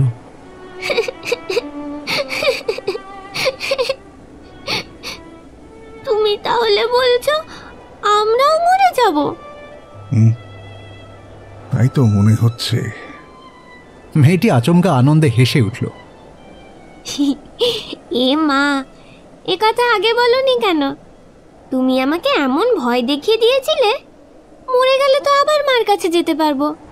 তা পারবে মা, তুমিও পারবে। মায়ের সঙ্গে আবার দেখা হলে আমি বলবো তুমি খুব ভালো। আমি বলছি তোমাকে, দেখবে একটা বড় জলের কলসি আর অনেক গরম গরম রুটি নিয়ে স্বর্গের দরজায় মা নিশ্চয়ই আমাদের জন্য অপেক্ষা করছে। আমি আর বব ওই রকম রুটি খেতে খুব ভালোবাসি। কখন যে তার সঙ্গে দেখা হবে কি জানি। জানি না, তবে আর বেশি দেরি নেই মনে হয়। উত্তর দিগন্তের দিকে এক দৃষ্টিতে তাকিয়ে কথাগুলো বলল লোকটা। আকাশের খিলান পথে 3টি ছোট্ট বিন্দু দেখা যাচ্ছে। প্রতি মুহূর্তে সেগুলি বড় হচ্ছে, দ্রুত এগিয়ে আসছে। পর মুহূর্তেই চোখের সামনে দেখা গেল 3টে বাদামি পাখিকে। এই 2 পথিকের মাথার উপরে ঘুরতে ঘুরতে সামনের পাহাড়টার উপরে বসল। বাজ পাখি, পশ্চিমের শকুন, মৃত্যুর অগ্রদূত। হাততালি দিয়ে সেগুলিকে উড়িয়ে দেবার চেষ্টা করে ওদের ভীষণ চেহারার দিকে আঙুল বাড়িয়ে মেয়েটি উল্লসিত হয়ে বলে উঠল, মোরগ আর মুরগি। আচ্ছা, এ দেশটা কি ঈশ্বর বানিয়েছে? এই অপ্রত্যাশিত প্রশ্নে চমকে উঠে লোকটি বলল, হ্যাঁ হ্যাঁ, তা তো বটেই। ও, তার মানে তিনি ইলিনয় বানিয়েছেন, মিসৌরি বানিয়েছেন। আমি মনে করেছিলাম এ দেশটা অন্য কেউ বানিয়েছেন। কিন্তু এই দেশটা বানানো ভালো হয়নি। জল আর গাছপালা বানাতে তো ভুলেই গেছেন। আচ্ছা, একটু প্রার্থনা করলে কেমন হয়? প্রার্থনা? এখনো তো রাত হয়নি। তাতে কি ঠিক নিয়ম মাফিক হয়তো হবে না, তবুও করি, চলো। হ্যাঁ, তিনি নিশ্চয়ই কিছু মনে করবেন না। আমরা যখন সমতলে ছিলাম তখন তুমি গাড়ির মধ্যে প্রতি রাত্রে যেসব বলতে তাই বলো। তুমি নিজে কিছু বলবে না? আমি সব ভুলে গেছি। আমার মাথা যখন ওই বন্দুকের অর্ধেকটা ছুঁয়েছে তখন থেকে আর প্রার্থনা করিনি। তবু সময় তো এখনো একেবারে শেষ হয়নি। তুমি প্রার্থনা করা শুরু করো, আমি বরং পাশে দাঁড়িয়ে শেষে গলা মেলাবো, কেমন? বাচ্চা মেয়েটি নিচে শালটা বিছিয়ে দিতে দিতে বলল, তোমাকে তাহলে হাঁটু গেড়ে বসতে হবে। আমিও বসবো। এইভাবে হাত দুটো তোলো। হ্যাঁ হ্যাঁ, তোলো। দেখবে এতে মনও ভালো হবে। 3টি বাজপাখি ছাড়া আর যদি কেউ সেখানে থাকতো তাহলে এই বিরান মরুপ্রান্তরে একটা বিচিত্র দৃশ্য দেখতে পেত। সরু শালটার উপর পাশাপাশি হাঁটু গেড়ে বসেছে 2 পথিক, এক সহজ সরল শিশু আর একজন বেপরোয়া কঠোর হৃদয় পুরুষ। একখানা টুকটুকে গোলাপি মুখ আর একটা ফ্যাকাশে মুখ আকাশের দিকে মাথা তুলে প্রলয়ঙ্করী মহাকালের কাছে অন্তরের আবেদন জানাচ্ছে। 2টি কণ্ঠস্বর, একটি মিহি স্পষ্ট, অপরটি গভীর কর্কশ, একসঙ্গে মিলেছে করুণা ও ক্ষমার প্রত্যাশায়। প্রার্থনা শেষ হলো। দুজনে পাহাড়ের ছায়ায় বসল। এক সময়ে লোকটির চওড়া বুকের ওপর শিশুটি ঘুমিয়ে পড়ল। অনেকক্ষণ ধরে সে ঘুমন্ত শিশুটিকে পাহারা দিল, কিন্তু শেষ পর্যন্ত পারল না। 3 দিন 3 রাত সে বিশ্রামের অবসর পায়নি। ধীরে ধীরে চোখের পাতা বুজে এলো তার, চিবুক স্পর্শ করল বুক। এক সময় লোকটার পাঁশুটে দাড়ি মিশে গেল মেয়েটির সোনালি চুলের সঙ্গে। দুজন একই গভীর স্বপ্নহীন নিদ্রায় আচ্ছন্ন হয়ে পড়ল। অথচ আর মাত্র আধ ঘন্টা জেগে থাকলে লোকটা একটা আশ্চর্য দৃশ্য দেখতে পেত। লবণাক্ত প্রান্তরের অনতি দূরে একটা ধুলোর ফোয়ারা দেখা যাচ্ছে, খুব ছোট, হালকা কুয়াশার মতোই দেখতে। ক্রমে সেটা বড় হতে হতে একেবারে বিস্তৃত হয়ে ছড়িয়ে পড়ল যেন। ধীরে ধীরে তার আকার আকৃতি এমন হয়ে দাঁড়ালো যে এটা অগণিত চলমান প্রাণীর দল ছাড়া আর কিছু হওয়া অসম্ভব। এ অঞ্চল অনুর্বর, কাজেই তৃণভূমির ক্ষেত্রে এ অবস্থায় এমন অস্তিত্ব চারণ পশুদের হওয়া সম্ভব হলেও এখানে সে ধারণা অবান্তর। যে নির্জন খাড়া পাহাড়ের গায়ে 2 পরিত্যক্ত পথিক বিশ্রাম করছিল, ধুলোর কুণ্ডলিটা তারই নিকটবর্তী হতে হতে একসময় ক্যানভাসে ঢাকা গাড়ির মাথা আর সশস্ত্র অশ্বারোহীর দেহাবয়ব হিসেবে স্পষ্ট হল। এরা পশ্চিম অভিমুখী এক বিরাট যাত্রীবহর। দেখে রীতিমতো তাজ্জব হয়ে যেতে হয়। তার মাথা যখন পাহাড়ের নিচে পৌঁছল, লেজটা তখনও দূর দিগন্তে বিলীয়মান। বিশাল প্রান্তরের বুকে সারি বেঁধে ছড়িয়ে আছে মালগাড়ি, যাত্রী গাড়ি, অশ্বারোহী ও পদাতিক মানুষের দল। অসংখ্য নারী বোঝা নিয়ে কাঁপতে কাঁপতে চলেছে। বাচ্চার দল টলতে টলতে এগোচ্ছে মালগাড়ির পাশে পাশে। কেউ বা পর্দার নিচ থেকে উঁকি মারছে। সাধারণ দেশ ছাড়ার দল এরা নয়, নিশ্চয়ই কোনো যাযাবর মানুষের দল যারা পরিস্থিতির চাপে বাধ্য হয়ে নতুন দেশের সন্ধানে চলেছে। এই বিরাট শূন্য প্রান্তর খান খান করে অস্পষ্ট অথচ তীব্র হৈহট্টগোল উঠে বাতাসে মিলিয়ে যাচ্ছে।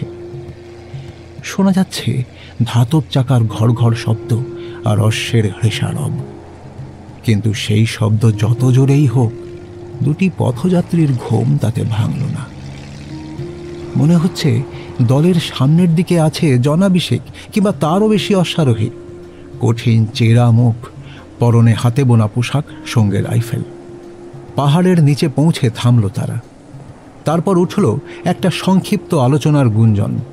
পুরু ঠোঁট, সম্পূর্ণভাবে দাড়ি গোঁফ কামানো, পাঁশুটে চুলওয়ালা লোকটা বলল, শোনো ভাইয়েরা, কুয়োগুলো আমাদের ডান দিকে আছে। পাশ থেকে অন্য একজন বলল, সিয়েরা ব্ল্যাঙ্কোর দক্ষিণে গেলে তবেই আমরা হয়তো পৌঁছতে পারবো রিও গ্র্যান্ডেতে। সে সময় তৃতীয় ব্যক্তি চিৎকার করে বলল, জলের জন্য ভয় করো না, পাহাড়ের বুকে যিনি এক নিমেষে জলের ধারা বইয়ে দিতে পারেন, তিনি তার আপনজনদের কথা কখনোই পরিত্যাগ করবেন না।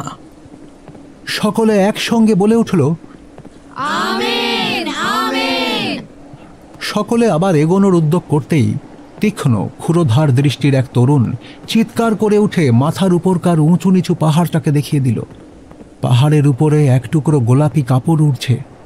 পিছনে ধূসর পাহাড় শ্রেণীর বুকে সেখানাকে খুবই উজ্জ্বল দেখাচ্ছে। ব্যাপারটা চোখে পড়তেই সকলে একসাথে ঘোড়ার লাগাম টেনে ধরল। পেছন থেকে একে একে আরও অশ্বারোহী এসে যোগ দিল। সকলের মুখেই একটি কথা, রেডস্কিনস। যে বয়স্ক লোকটাকে ওদের দলপতি বলে মনে হচ্ছে, এবারে সে বলল, এখানে ইনজান্সরা বেশি সংখ্যায় থাকতে পারে না। পওনিদের দেশ আমরা পার হয়ে এসেছি। এই বিরাট পর্বতমালা পেরোনোর পর আর তো কোনো জাতি থাকতে পারে না। দলের একজন বলল, ভায়া স্ট্যাঙ্গারসন, আমি কি একবার এগিয়ে দেখব নাকি? আমরাও যাব, আমরাও যাব। বেশ, ঘোড়া এখানে রেখে যাও, আমরা এখানেই তোমাদের জন্য অপেক্ষা করব। অনুমতি পাওয়া মাত্রই মুহূর্ত মধ্যে তরুণ সঙ্গীরা ঘোড়া থেকে নেমে সেগুলিকে বেঁধে রেখে খাড়া পাহাড় বেয়ে ওপরে উঠতে লাগল। নিঃশব্দে চাপা পদক্ষেপে তারা এগিয়ে চলল। নিচের সমতল ভূমি থেকে দেখা গেল তারা পাহাড় থেকে পাহাড়ে লাফিয়ে লাফিয়ে অবশেষে আকাশের গায়ে উঠে পড়ল। যে তরুণটি প্রথম সতর্কবাণী উচ্চারণ করেছিল সেই সকলের আগে। হঠাৎ তার সঙ্গীরা দেখল সে যেন সবিস্ময়ে দুই হাত শূন্যে মেলে ধরেছে। বাকিরা একে একে কাছে আসতেই যে দৃশ্য তারা দেখতে পেল তাতে তারাও একইভাবে অভিভূত হয়ে পড়ল। অনুর্বর পাহাড়গুলোর মাথায় যে ছোট্ট উপত্যকাটি আছে, তার বুকে ভর দিয়ে দাঁড়িয়ে আছে একটি মাত্র বিশাল আকৃতির পাথর। সেই পাথরেরই উপর শুয়ে আছে একটি মানুষ। দীর্ঘাকৃতি, মুখে লম্বা দাড়ি, শরীর শক্ত কিন্তু খুবই ভঙ্গুর, জীর্ণ। তার ফ্যাকাশে মুখ আর অতি দ্রুত শ্বাস প্রশ্বাস দেখেই বোঝা যাচ্ছে সে গভীর নিদ্রায় মগ্ন। পাশে একটি শিশু শুয়ে আছে। গোল গোল সাদা হাত দিয়ে লোকটার বাদামি পেশিবহুল গলাটা জড়িয়ে ধরেছে। সোনালি চুলে ঢাকা মাথাটা রয়েছে তার বুকের ভেলভেটের জামার উপরে। শিশুটির গোলাপি ঠোঁটের ফাঁকে দেখা যাচ্ছে বরফ সাদা দাঁতের পাটি। ঘুমন্ত শিশুটির মুখে স্মিত হাসির আভা ছড়িয়ে আছে। তার গোলগাল ছোট দুখানি পায়ে সাদা মোজা আর চকচকে বকলস বসানো পরিষ্কার জুতোর সঙ্গে লোকটার ঘুমন্ত চেহারার সম্পূর্ণ বিপরীত। ওদিকে মাথার উপরে পাহাড়ের গায়ে বসে আছে তিনটি গম্ভীর বাজ পাখি। আগন্তুকদের দেখেই তারা হতাশার করুণ আর্তনাদ করে পাখা ঝাপটাতে ঝাপটাতে চলে গেল। আর তখনই, ঠিক তখনই অলক্ষণে পাখিদের চিৎকারে দুই ঘুমন্ত পথিকের একসাথেই ঘুমটা ভেঙে গেল। হতবুদ্ধি হয়ে তারা হাঁ করে তাকিয়ে রইল সামনের দিকে। একটা সময় পর সম্বিত ফিরে পেতেই লোকটা টলতে টলতে উঠে দাঁড়িয়ে নিচের প্রান্তরের দিকে তাকালো। ঘুমের আগেও যে স্থানটি ছিল নির্জন, এখন সেখানে অনেক মানুষের জমায়েত আর জন্তুর ভিড়। সেদিকে তাকিয়ে ওর মুখে ফুটে উঠল রাজ্যের বিস্ময়। হাড় বের করা হাতখানা চোখের উপরে রেখে ভার কত কোচলে সে আপন মনে বিড়বিড় করে বলল, আমি কি মরে গেলাম? এ কি মৃত্যুর পরবর্তী জগৎ, নাকি আমি বেঁচে আছি এখনো? এই যা যা দেখছি সবই আমার মস্তিষ্ক বিভ্রাটের ফল। এদিকে লোকটা যখন নিজের কাছেই সদুত্তর হাতড়ে চলেছে, তখন বাচ্চা মেয়েটা তোর কোটের কোনাটা ছোট্ট মুঠোতে শক্ত করে ধরে আড়ালে দাঁড়িয়ে আছে। মুখে টু শব্দটি নেই। বিস্মিত জিজ্ঞাসু চোখে সে ভ্যাল ভ্যাল করে তাকিয়ে আছে সবার দিকে। উদ্ধারকারী দল খুব তাড়াতাড়ি ওদের বোঝাতে সক্ষম হলো যে ওরা স্বপ্ন দেখছে না। পরিশ্রান্ত দুই প্রাণকে বেশ কিছুক্ষণ পর ধাতস্থ করা গেল। এরপর ওদের মধ্যে থেকে একজন মেয়েটিকে কাঁধে তুলে নিল, অপর দুজন তার ক্ষীণকায় সঙ্গীটিকে ধরাধরি করে নিয়ে গেল গাড়ির দিকে। যেতে যেতে লোকটা বলল, আমার নাম জন ফেরিয়ার। 21 জন যাত্রীর মধ্যে এখন কেবল ওই মেয়েটি আর আমি বেঁচে আছি। বাকি আর সবাই খিদে তেষ্টায় মারা পড়েছে। ওদের মধ্যে একজন প্রশ্ন করল, ও কি তোমার মেয়ে? হ্যাঁ, তাই তো মনে হচ্ছে। আমি যখন ওকে এতটা আগলে রেখেছি তখন আজ থেকেও আমারই মেয়ে। কেউ আর ওকে আমার থেকে নিয়ে যেতে পারবে না। আমি ওর নাম দিলাম লুসি ফেরিয়ার। কিন্তু তোমরা দেখছি দলে বেশ ভারী। একজন যুবক উত্তর দিল, প্রায় 10,000 ঈশ্বরের নিগৃহীত সন্তান আমরা। অ্যাঞ্জেল মেরোনার আদর্শে দীক্ষিত। ও কই, তার কথা তো আমি কখনো শুনিনি আগে। তার আদর্শবাদী অনুগামীদের সংখ্যা তো দেখছি সত্যি বিরাট। পবিত্র ব্যাপার নিয়ে ঠাট্টা করবে না একদম। প্যালমিরা ধর্মপ্রাণ জোসেফ স্মিথকে একটা পেটাই সোনার পাহাত উপহার দেওয়া হয়েছিল। মিশরীয় হরফে তাতে যে বাণী খোদাই করা ছিল, আমরা তার প্রতিটি অক্ষর মেনে চলি।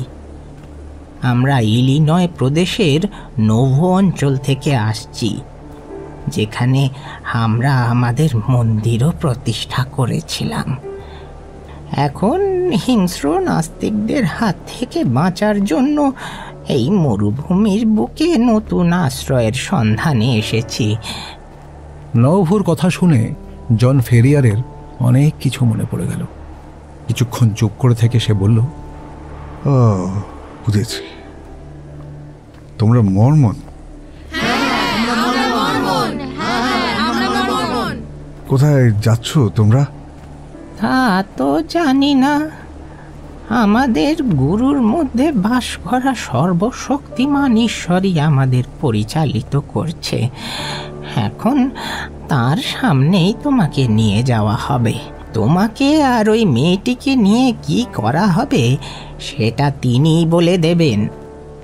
ততক্ষণে তারা পাহাড়ের নিচে নেমে এসেছে। বিষণ্ণ মুখ নিরীহ স্ত্রীলোক, উচ্ছ্বসিত শিশুদের দল আর উৎকণ্ঠিত পুরুষ। সব যাত্রী চারদিক থেকে তাদের ঘিরে ধরল। অজানা দুই পথিককে দেখে তারা নিজেদের মধ্যে কোলাহল করতে লাগলো। এমন শুষ্ক প্রান্তরে অতটুকু ছোট একটা মেয়ে আর তার বয়স্ক সঙ্গী কি কষ্টই না পাচ্ছে ভেবে সকলেই বিস্ময়ে আর সমবেদনায় নানা কথা বলতে লাগলো। যে তাদের পথ দেখিয়ে নিয়ে আসছিল সেই কিন্তু থামল না, এগিয়েই চলল। পিছনে দল বেঁধে চলল মর্মনরা। একখানা ঝকঝকে সুদৃশ্য বড় গাড়ির সামনে এসে সবাই দাঁড়িয়ে পড়ল। এই গাড়িতেই কেবল 6টা ঘোড়া রয়েছে, আর বাকিগুলোতে হয় 2 না হয় 4টে। ঘোড়া চালকের পাশে যিনি বসে আছেন তার বয়স বড়জোর 30 বছর, কিন্তু তার প্রকাণ্ড মাথা আর কঠিন মুখই বলে দিচ্ছে যে তিনিই দলপতি। একখানা বাদামি মলাটের বই তিনি পড়ছিলেন। লোকজন ধীরে ধীরে তার কাছে যেতেই বইখানা একপাশে রেখে মনোযোগ দিয়ে সব কথা শুনলেন। তারপর জনের দিকে মুখ ফিরিয়ে বললেন, আমাদের ধর্মমতে যদি তোমরা বিশ্বাস রাখতে পারো, তবে একমাত্র সেই শর্তেই তোমাদের দুজনকে আমাদের সঙ্গে নিতে পারি। আমাদের ঘরে কোনো বিজাতীয় ধর্মমতে বিশ্বাসীর স্থান হবে না। অনেক সময় সামান্য একটা কীট একটা সম্পূর্ণ পরিপক্ক ফলকে নষ্ট করে ফেলে। আমিও সেই ভুল করতে চাই না। যদি রাজি থাকো তো বলো, আর না হয় এই নির্জন প্রান্তরে তোমার হাড় শুকিয়ে গুঁড়ো হয়ে গেলেও আমার কিছু আসবে যাবে না। এই শর্তে আমাদের সঙ্গে যেতে চাও কি? আমি আমি আমি রাজি, আমি রাজি। যে কোনো শর্তেই আমি আপনাদের সঙ্গে যাব। জন ফেরিয়ার এমন জোর দিয়ে কথাগুলো বলল যে পাশে দাঁড়িয়ে থাকা লোকগুলো আর হাসি চাপতে পারল না। শুধুমাত্র দলপতির মুখের কঠোর ভাবের কোনো পরিবর্তন হলো না। সবাইকে চুপ করতে বলে তিনি আবার বললেন, স্ট্যাঙ্গারসন, ওকে নিয়ে যাও, খাবার দাও, জল দাও, বাচ্চা মেয়েটিকেও দিও। আমাদের পবিত্র ধর্মে ওকে শিক্ষিত করা আজ থেকে তোমার দায়িত্ব। এখন অনেক দেরি হয়ে গেছে, এগিয়ে চলো। On on to Zion, On to Zion, on to Zion, on to মর্মনদের দল চিৎকার করে উঠল, on to Zion, on to Zion, on to Zion। শব্দগুলি যাত্রীদের মুখে মুখে ঢেউয়ের মতো ভাসতে ভাসতে সুদূরে মিলিয়ে গেল। ঘোড়ার শরীরে পড়া চাবুকের সপাত সপাত আওয়াজ আর চাকার ঘর ঘর ধ্বনি তুলে বড় বড় ওয়াগান চলতে শুরু করল। চোখের সামনে বিশাল ক্যারাভানটা সরীসৃপের মতো এঁকে বেঁকে এগিয়ে চলল মরুপথ বেয়ে। জন ফেরিয়ার আর বাচ্চা মেয়েটির পরিচর্যার ভার যে বয়স্ক মানুষটির উপর ন্যস্ত করা হয়েছিল, সে ওদের নিয়ে নিজের গাড়িতে উঠল, যেখানে তাদের জন্য খাবার তৈরি ছিল। সে বলল, শোনো, তুমি এখানে থাকবে। কয়েকদিনের মধ্যেই তোমার পরিশ্রান্ত ভাব কেটে যাবে, কিন্তু স্মরণে রেখো, আজ এই মুহূর্ত থেকে সারা জীবনের মতো তুমি আমাদেরই একজন হলে, আমাদের ধর্মের লোক। ব্রিঘহ্যাম ইয়ং এই ধর্মের প্রবক্তা। তিনি ধর্মের বাণী প্রচার করেছেন জোসেফ স্মিথের কণ্ঠস্বরে কণ্ঠ মিলিয়ে, আর তার কণ্ঠস্বরই ঈশ্বরের কণ্ঠস্বর।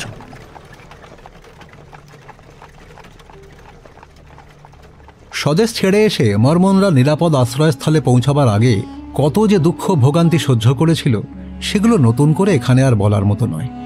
মিসিসিপির উপকূল থেকে রকি পর্বতমালার পশ্চিম পাদদেশে পৌঁছতে যে দৃঢ়তার সঙ্গে তাদের সংগ্রাম করতে হয়েছিল, ইতিহাসে তার তুলনা প্রায় নেই বললেই চলে। বর্বর মানুষ, হিংস্র সাপদ, ক্ষুধা, তেষ্টা, ক্লান্তি, রোগ, শোক, সঙ্গীর মৃত্যু, প্রকৃতির পক্ষে যত রকম বাধাবিঘ্ন এই পুরো যাত্রাপথে ছড়িয়ে দেওয়া সম্ভব, সব কিছুকে তারা ধৈর্যের সঙ্গে অতিক্রম করেছে। তবু সেই দীর্ঘ বিপদ সংকুল যাত্রা আর পথিমধ্যে সঞ্চিত বিভীষিকা অতি বড় বীরপুরুষকেও সবলে নাড়া দিয়েছে।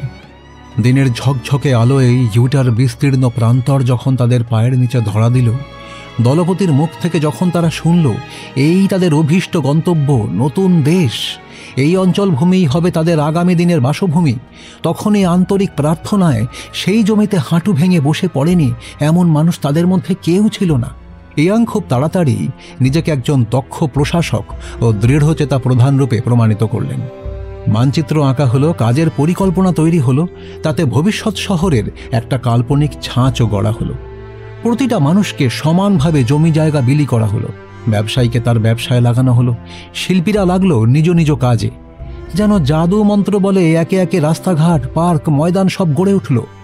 এছাড়াও সারা দেশে ড্রেনের ব্যবস্থা, ঝোপে ঝাড়ে বেড়া দেওয়া, ফসল বোনা, আগাছা জমি পরিষ্কার করা হলো। ফলে সামনের গ্রীষ্মেই সারা দেশ গমের ফসলে যেন সোনার দেশ হয়ে উঠল। এভাবে নতুন উপনিবেশে সবকিছুরই শ্রীবৃদ্ধি ঘটতে লাগল। সবার উপরে শহরের কেন্দ্রস্থলে যে প্রকাণ্ড মন্দির তারা প্রথমে গড়েছিল, সেটা দিনে দিনে আরও উঁচু, আরও আয়তনে বড় হতে লাগল। পথে উদ্ধারকৃত সেই দুই পরিত্যক্ত মানুষ, জন ফেরিয়ার আর সঙ্গের ছোট্ট মেয়েটি, মর্মনদের এই মহান তীর্থযাত্রার শেষ দিন পর্যন্ত তাদের সঙ্গেই রয়েছে। মেয়েটিকে সে একই সঙ্গে পালিতা কন্যা হিসেবে গ্রহণ করেছে ও তার সম্পত্তির অংশীদারও করেছে। ছোট্ট লুসি ফেরিয়ার স্ট্যাঙ্গারসনের গাড়িতে বেশ আরামেই এসেছে। ইতিমধ্যে জনও তার দুর্বলতাকে কাটিয়ে উঠে উপকারী চালক আর তুখোড় শিকারী হিসেবে স্বীকৃতি পেল। এত দ্রুত সে নতুন সঙ্গীদের শ্রদ্ধা অর্জন করে ফেলল যে যাত্রার শেষে পৌঁছে সবার অনুমতিতেই স্থির হল স্বয়ং ইয়াং এবং চার মুখ্য প্রধান স্ট্যাঙ্গারসন, কেম্বল, জনস্টন ও ড্রেবার ছাড়া অন্য যে কোনো অধিবাসীর মতোই সমান বড় ও উর্বর জমি তাকে ভাগে দেওয়া হবে। এরপর ভাগে পাওয়া সেই জমিতে জন ফেরিয়ার বেশ ভালো একটা কাঠের বাড়ি গড়ে তুলল।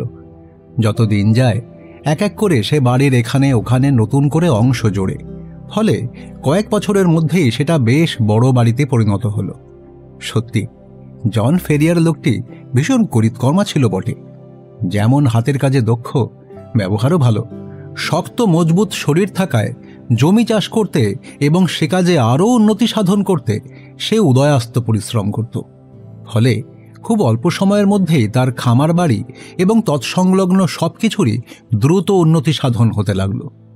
3 বছরেই তার অবস্থা অন্যান্য প্রতিবেশীদের তুলনায় অনেক ভালো হয়ে উঠল। 6 বছরের মাথায় তার অবস্থা ফিরে গেল। 9 বছরে সে বিশাল বিত্তশালী হল, আর 12 বছরের মধ্যে সারা সল্ট লেক সিটিতে তার সঙ্গে তুলনা করা যেতে পারে এমন 8 ডজন লোকও খুঁজে পাওয়া দুষ্কর হল। গ্রেট ইনল্যান্ড সি থেকে শুরু করে সুদূর ওয়াসাচ পর্বতমালা পর্যন্ত জন ফেরিয়ার সবচাইতে পরিচিত নাম।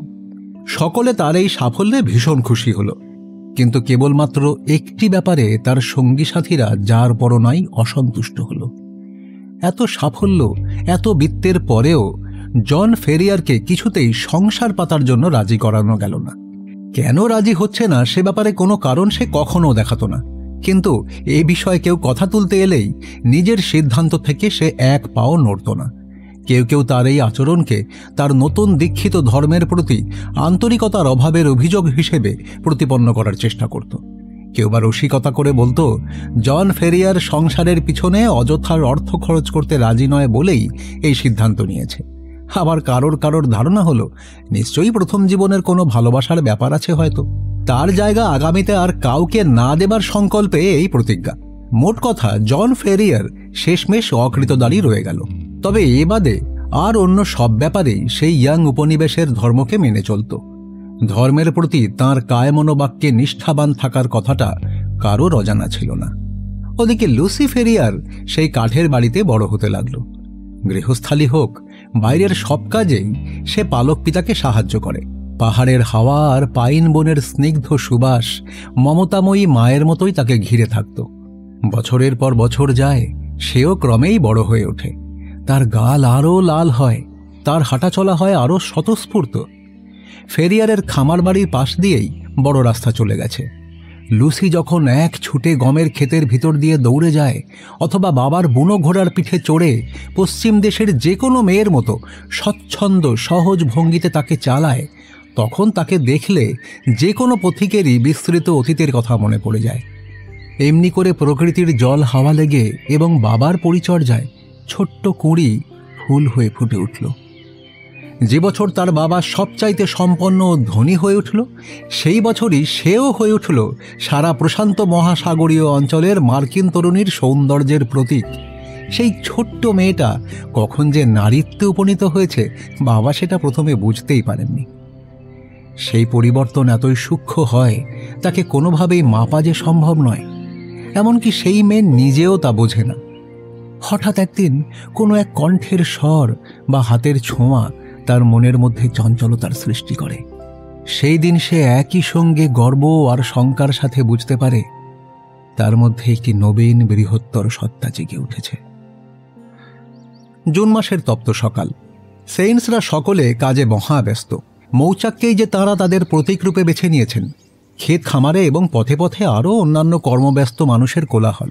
ক্যালিফোর্নিয়ায় তখন সোনার চাহিদা প্রবল হয়ে উঠেছে। স্থলপথে সেখানে যাবার রাস্তা এই শহরেরই ভেতর দিয়ে। তাই ধুলোবালি ভরা রাস্তা ধরে পশ্চিম মুখে চলেছে মাল বোঝাই খচ্চরের দীর্ঘ স্রোত। তাছাড়াও আশেপাশের চারণভূমি থেকে আসছে ভেড়া আর বলদের দল। ক্লান্ত পদক্ষেপে চলেছে বিরামহীন যাত্রায় অবসন্ন অভিযাত্রী মানুষ ও ঘোড়ার দল। আর এই সব নানা ধরনের যাত্রীর ভেতর দিয়েই নিজের মতো করে পথ কেটে নিয়ে স্বশিক্ষিত অশ্বারোহীর দক্ষতার সঙ্গে ঘোড়া ছুটিয়ে চলেছে লুসি ফেরিয়ার। পরিশ্রমে তার সুন্দর মুখ লাল হয়ে উঠেছে, তার লম্বা বাদামি চুল হাওয়ায় উঠছে। বাবার একটা কাজ নিয়ে সে শহরে চলেছে। পথক্লান্ত অভিযাত্রীরা বিস্ময়ে তার দিকে তাকাচ্ছে। এমনকি দলে থাকা পশু চর্মবাহী কাঠখোট্টা নিগ্রোরা পর্যন্ত তাদের রক্তচক্ষু নমনীয় করে সদ্য যৌবনে উন্নীতা তরুণীর সৌন্দর্যকে বিস্মিত দৃষ্টিতে নিরীক্ষণ করছে।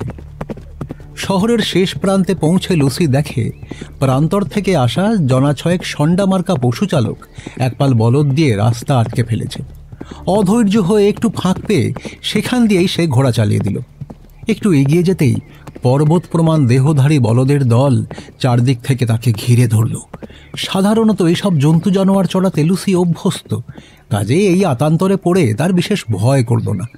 কোনো রকমে সেই পশুর পালকে পার হয়ে যাবার জন্য সে সুযোগ মতো একটু একটু করে এগোতে লাগলো। কিন্তু দুর্ভাগ্যবশত আকস্মিকভাবেই হোক আর ইচ্ছা করেই একটা জন্তুর শিং ঘোড়াটার পিছন দিকে সজোরে ধাক্কা লাগল। ফলে যা হওয়ার তাই হল। চিল চিৎকার করে সেটা একেবারে ক্ষেপে উঠল। মুহূর্তের মধ্যে রাগে ফুঁসতে ফুঁসতে সে পিছনের পায়ে ভর দিয়ে খাড়া হয়ে এমনভাবে লাফাতে লাগলো যে খুব দক্ষ ঘোড়সওয়ার ভিন্ন যে কেউই আসন থেকে ছিটকে পড়ত। খুবই বিপজ্জনক অবস্থা। উত্তেজিত ঘোড়াটা ইতিউতি লাফানোর ফলে প্রত্যেকবারই কোনো না কোনো বলদের শিঙের গুঁতো খায়, ফলে সে আরও উন্মত্ত হয়ে ওঠে। এমন ভয়ঙ্কর পরিস্থিতি সত্ত্বেও লুসি কোনো রকমের জিনেই বসে রইল। তার মুখ আরও লাল হয়ে উঠেছে, মাথার এক ঢাল চুল এলোমেলো হয়ে অবিন্যস্ত হয়ে গেল।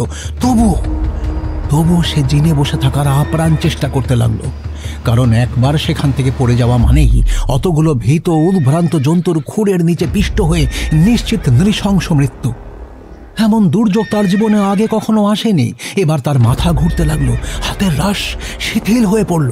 খুঁড়ের দাপাদাপিতে চারদিকে ধুলোর পরিমাণ ক্রমাগত বাড়ছে, তাতে যেমন চোখ বুজে আসছে তেমনই দম বন্ধ হয়ে যাবার জোগাড়।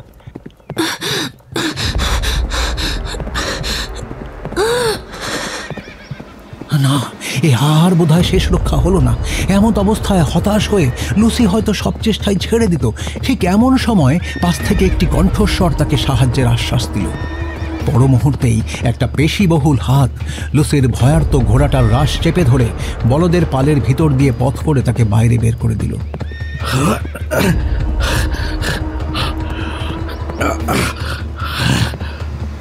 চোখের নিমেষে ঘটে গেল ব্যাপারটা। উদ্ধারকর্তা সসম্মানে বলল, আশা করি আপনার কোথাও আঘাত লাগেনি। তার কালো হিংস্র মুখের দিকে তাকিয়ে লুসি খানিক এলোমেলো ভাবে হেসে উঠল, বলল, ভীষণ ভয় পেয়ে গেছি। আমি বুঝতে পারিনি বলদগুলোকে দেখে পঞ্চু এভাবে ঘাবড়ে যাবে। ঈশ্বরকে অশেষ ধন্যবাদ, আর আপনার ধৈর্যকেও কুর্নিশ করছি। আপনি যিনি ঠিকমতো বসেছিলেন বলে। যুবকটি দীর্ঘকায়, স্বাস্থ্যবান, অথচ চেহারাখানা বর্বর সম। একটা বলবান ঘোড়ার ওপর সে চেপে বসে আছে, পরনের শিকারীর পোশাক, কাঁধে একটা রাইফেল ঝোলানো। সে আবার বলল, মনে হচ্ছে আপনি জন ফেরিয়ারের মেয়ে, তাই না? তার বাড়ি থেকে আপনাকে ঘোড়ায় চড়ে বেরোতেও দেখেছি। তার সঙ্গে দেখা হলে জিজ্ঞেস করবেন সেন্ট লুইসের জেফারসন হোফকে চেনেন কিনা। তিনি যদি সেই ফেরিয়ারই হন, তাহলে আমার বাবা আর তিনি ঘনিষ্ঠ বন্ধু ছিলেন। আপনি নিজে গিয়ে জিজ্ঞাসা করলে ভালো হতো না? লুসির এই কথায় যুবকটি বেশ খুশিই হল। তার তীক্ষ্ণ চোখ দুটোতে আনন্দের ঝিলিক খেলে গেল। বেশ, যাব। আসলে মাস দুয়েক হলো আমরা এই পাহাড়েই আছি। কারোর সঙ্গে দেখা করবার মতো অবস্থা আমাদের নয়। তবু কি আর করার আছে, এইভাবেই না হয় তার সঙ্গে দেখা করতে হবে। আপনাকে তিনি অনেক ধন্যবাদ দেবেন, আমিও দিচ্ছি। তিনি আমাকে খুব ভালোবাসেন। ওই ক্ষিপ্ত জন্তুগুলো যদি আমাকে মারিয়ে দিত, মেরে ফেলতো, তিনি সে কষ্ট সহ্য করতে পারতেন না। আমিও পারতাম না মিস। আপনি? আমি তো বুঝতে পারছি না তাতে আপনার কি এসে যেত? আপনি তো আমাদের বন্ধুও নন। এমন কথা শুনে তরুণ শিকারিটির কালো মুখ এমনই ফ্যাকাশে হয়ে গেল যে তা দেখে লুসি ফেরিয়ার সজোরে হেসে উঠল। দেখুন, ওটা আমার মনের কথা নয়। আপনি নিঃসন্দেহে এখন আমাদের বন্ধু। আপনি নিশ্চয়ই আসবেন, আমাদের সঙ্গে দেখা করবেন। এবার কিন্তু আমাকে যেতে হবে, নইলে বাবা আর কখনো কোনো কাজ দিয়ে আমাকে বিশ্বাস করবে না। Goodbye. Goodbye. প্রত্যুত্তর করে মাথার চড়া সম্ব্রেরো টুপিটা তুলে লুসির কোমল হাতের উপর ঝুঁকে পড়ে যুবকটি অভিবাদন করল। লুসি তখন তার ঘোড়াটার মুখ ঘুরিয়ে পিঠের ওপর চাবুক কষে তীরের মতো ছুটে চলে যেতেই পিছনে একরাশ ধুলোর কুণ্ডলি পাকিয়ে পাকিয়ে উঠতে লাগল। বিষণ্ণ বিস্মিত তরুণ জেফারসন হোপও সঙ্গীদের সঙ্গে ঘোড়া ছুটিয়ে দিল। তারা এসেছে নেভাদা পার্বত্য অঞ্চলের রূপোর সন্ধানে। সদ্য আবিষ্কৃত কয়েকটি ধাতু স্তরে কাজ শুরু করবার জন্য প্রয়োজনীয় রসদ উপকরণ সংগ্রহের আশায় সল্ট লেক সিটিতে যাচ্ছিল। সঙ্গীদের মতো সেও এতদিন কাজ নিয়েই ব্যস্ত ছিল, কিন্তু আজকের এই আকস্মিক ঘটনা তার সমস্ত চিন্তাকে যেন সম্পূর্ণ উল্টো খাতে বইয়ে নিয়ে গেল। সিয়েরার মধুর বাতাসের স্পর্শের মতোই ওই সুন্দরী তরুণীর উজ্জ্বলতা যুবক জেফারসনের আগ্নেয়গিরির মতন অশান্ত মনকে গভীরভাবে নাড়া দিয়েছে।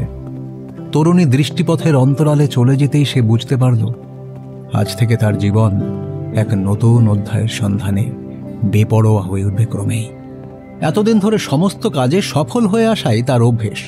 সুতরাং এরপর সে মনে মনে প্রতিজ্ঞা করল, মানুষের চেষ্টা ও অধ্যবসায়ের পক্ষে সম্ভব হলে এ ব্যাপারেও সে অসফল হবে না। সে রাতেই সে জন ফেরিয়ারের সঙ্গে দেখা করল। তারপরেও আরও অনেকবার দেখা করল। ক্রমে সেই খামার বাড়িতে সে সকলেরই পরিচিত হয়ে উঠল। গত 12 বছর ধরে জন নিজের কাজে এমনভাবে ডুবেছিল যে বাইরের জগতের কোনো খবরই সে রাখত না। জেফারসন হোপ একে একে সব কথাই এমন গুছিয়ে সুন্দরভাবে তাকে জানাতে লাগলো যে লুসি এবং তার বাবা দুজনেরই খুব ভালো লাগলো। অভিযাত্রী হিসেবে সে ক্যালিফোর্নিয়ায় গিয়েছিল। সেখানকার সেই উদ্দাম উচ্ছৃঙ্খল সুখ সৌভাগ্যের দিনগুলিতে অনেক ভিখারির রাজা হবার, আবার অনেক রাজার ভিখারি হবার অদ্ভুত অদ্ভুত কাহিনী সে শোনাত। সে কখনো ছিল স্কাউট, কখনো ফাঁদ পেতে বন্যজন্তু ধরেছে, কখনো রূপোর সন্ধানে বেরিয়েছে, আবার কখনো ছিল পশুপালক। যেখানে উত্তেজনা ও অভিযান সেখানেই জেফারসন হোপ। এভাবে শীঘ্রই সে বৃদ্ধ জন ফেরিয়ারের প্রিয়পাত্র হয়ে উঠল। বৃদ্ধ দিবারাত্রি তার প্রশংসায় পঞ্চমুখ। লুসি চুপ করে সব শুনলেও তার গালের গোলাপি আভা আর চোখের উজ্জ্বল খুশি ভরা চাহনিই বলে দেয় যে তার তরুণী হৃদয় আর এখন তার নিজের নেই। এসব লক্ষণ তার সিধে সরল বাবার চোখে না পড়লেও যে মানুষটি তার হৃদয় জয় করেছে সে ঠিকই বুঝত। একদিন গ্রীষ্মকালের সন্ধ্যায় ঘোড়া ছুটিয়ে এসে সে লুসির বাড়ির সামনে নামল। লুসি দরজাতেই দাঁড়িয়েছিল। জেফারসনের কাছে সে এগিয়ে গেল। লাগামটা ঘোড়ার উপর ছুড়ে দিয়ে লুসির হাত দুখানা ধরে জেফারসন তার মুখের পানে তাকিয়ে আবেগ ঘন স্বরে বলল, লুসি, আমি চলে যাচ্ছি এখনই আমি তোমায় আমার সঙ্গে নিতে পারছি না, কিন্তু পরের বার যখন আসবো তখন আমার সঙ্গে যাবে তো? লজ্জায় লাল হয়ে উঠেছে লুসির মুখটা, ঠোঁটের কোণে স্মিত হাসি। কিন্তু জেফারসনের কথায় তার মনটা উদাস হয়ে গেল প্রচন্ড। কোনো রকমে বলল, কবে আসবে আবার? এখন কয়েক মাস আমি বাইরে থাকব, তবে ফিরে এসে তোমাকে আমার চাই লুসি। তখন আমাদের মধ্যে অন্য কারোর কোনো স্থান হবে না। কিন্তু বাবা? তিনি সম্মতি দিয়েছেন লুসি। যদিও খনিগুলিতে ঠিকমতো কাজ হওয়া চাই, কিন্তু সেই বিষয়ে আমি বিশেষ চিন্তিত নই। জেফারসনের বুকে মুখ রেখে লুসি অস্ফুটে বলল, তাহলে আর কি, তুমি আর বাবা যখন সব ঠিক করেই ফেলেছ তখন আমার আর কিছু বলার নেই। হে ঈশ্বর, তোমাকে অশেষ ধন্যবাদ। এই বলে জেফারসন খানিক নিচু হয়ে লুসিকে চুমু খেল। লুসি, তবে এই কথাই থাকলো, এখন আমি আসি। যত দেরি করব আমার পক্ষে তোমাকে ছেড়ে যাওয়াটা ততই কঠিন হবে। বাকি সবাই আমার জন্য অপেক্ষাও করছে। Good bye my love, good bye. খুব শীঘ্রই আমাদের আবার দেখা হবে লুসি। কথা বলতে বলতে অনিচ্ছা সত্ত্বেও নিজেকে প্রায় ছিনিয়ে নিয়ে এসে এক লাফে ঘোড়ায় চেপে বসল জেফারসন। তারপর আর একবারও পেছনে না তাকিয়ে ঊর্ধ্বশ্বাসে ছুটে চলল। মনে ভয় রয়েছে পাছে যাকে ছেড়ে যাচ্ছে তার করুণ দৃষ্টি তাকে আটকে না দেয়, যেন সে সংকল্পচ্যুত না হয়ে পড়ে। দরজায় দাঁড়িয়ে লুসি এক দৃষ্টিতে তার প্রিয়তম মানুষটির গমনপথের দিকে তাকিয়ে রইল। ধীরে ধীরে এগোতে এগোতে জেফারসন এখন একেবারেই লুসির চোখের আড়াল হয়ে গেল।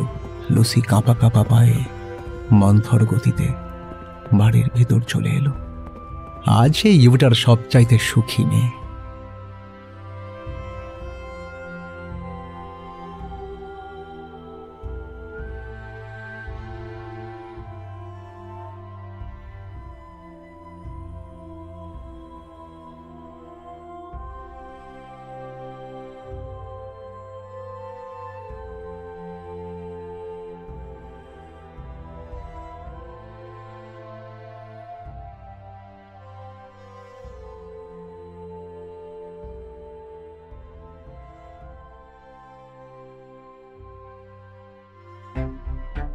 এতক্ষণ আপনি শুনছিলেন স্যার আর্থার কোনান ডয়েলের শার্লক হোমসের কাহিনী আ স্টাডি ইন স্কারলেট পর্ব 2। স্ট্যামফোর্ডের ভূমিকায় সৌরভ, গ্রেগসনের চরিত্রে স্নেহাদ্রি, লেস্ট্রেডের ভূমিকায় প্রদীপ্ত, বৃদ্ধার চরিত্রে অপরাজিতা, রান্সের ভূমিকায় অপূর্ব, গল্প পাঠে এবং ওয়াটসনের চরিত্রে শঙ্কর এবং শার্লক হোমসের ভূমিকায় সায়ন। নাট্যরূপ দান Nargis. Poster and publicity design divine comedy. শব্দ সংযোজন এবং ধ্বনি পরিকল্পনা শুভজিৎ। সমগ্র পরিচালনায় সায়ন। আগামী সপ্তাহে আপনি শুনবেন এই গল্পের অন্তিম পর্ব। শুনতে থাকুন রেডিও মিলন 90.4 FM।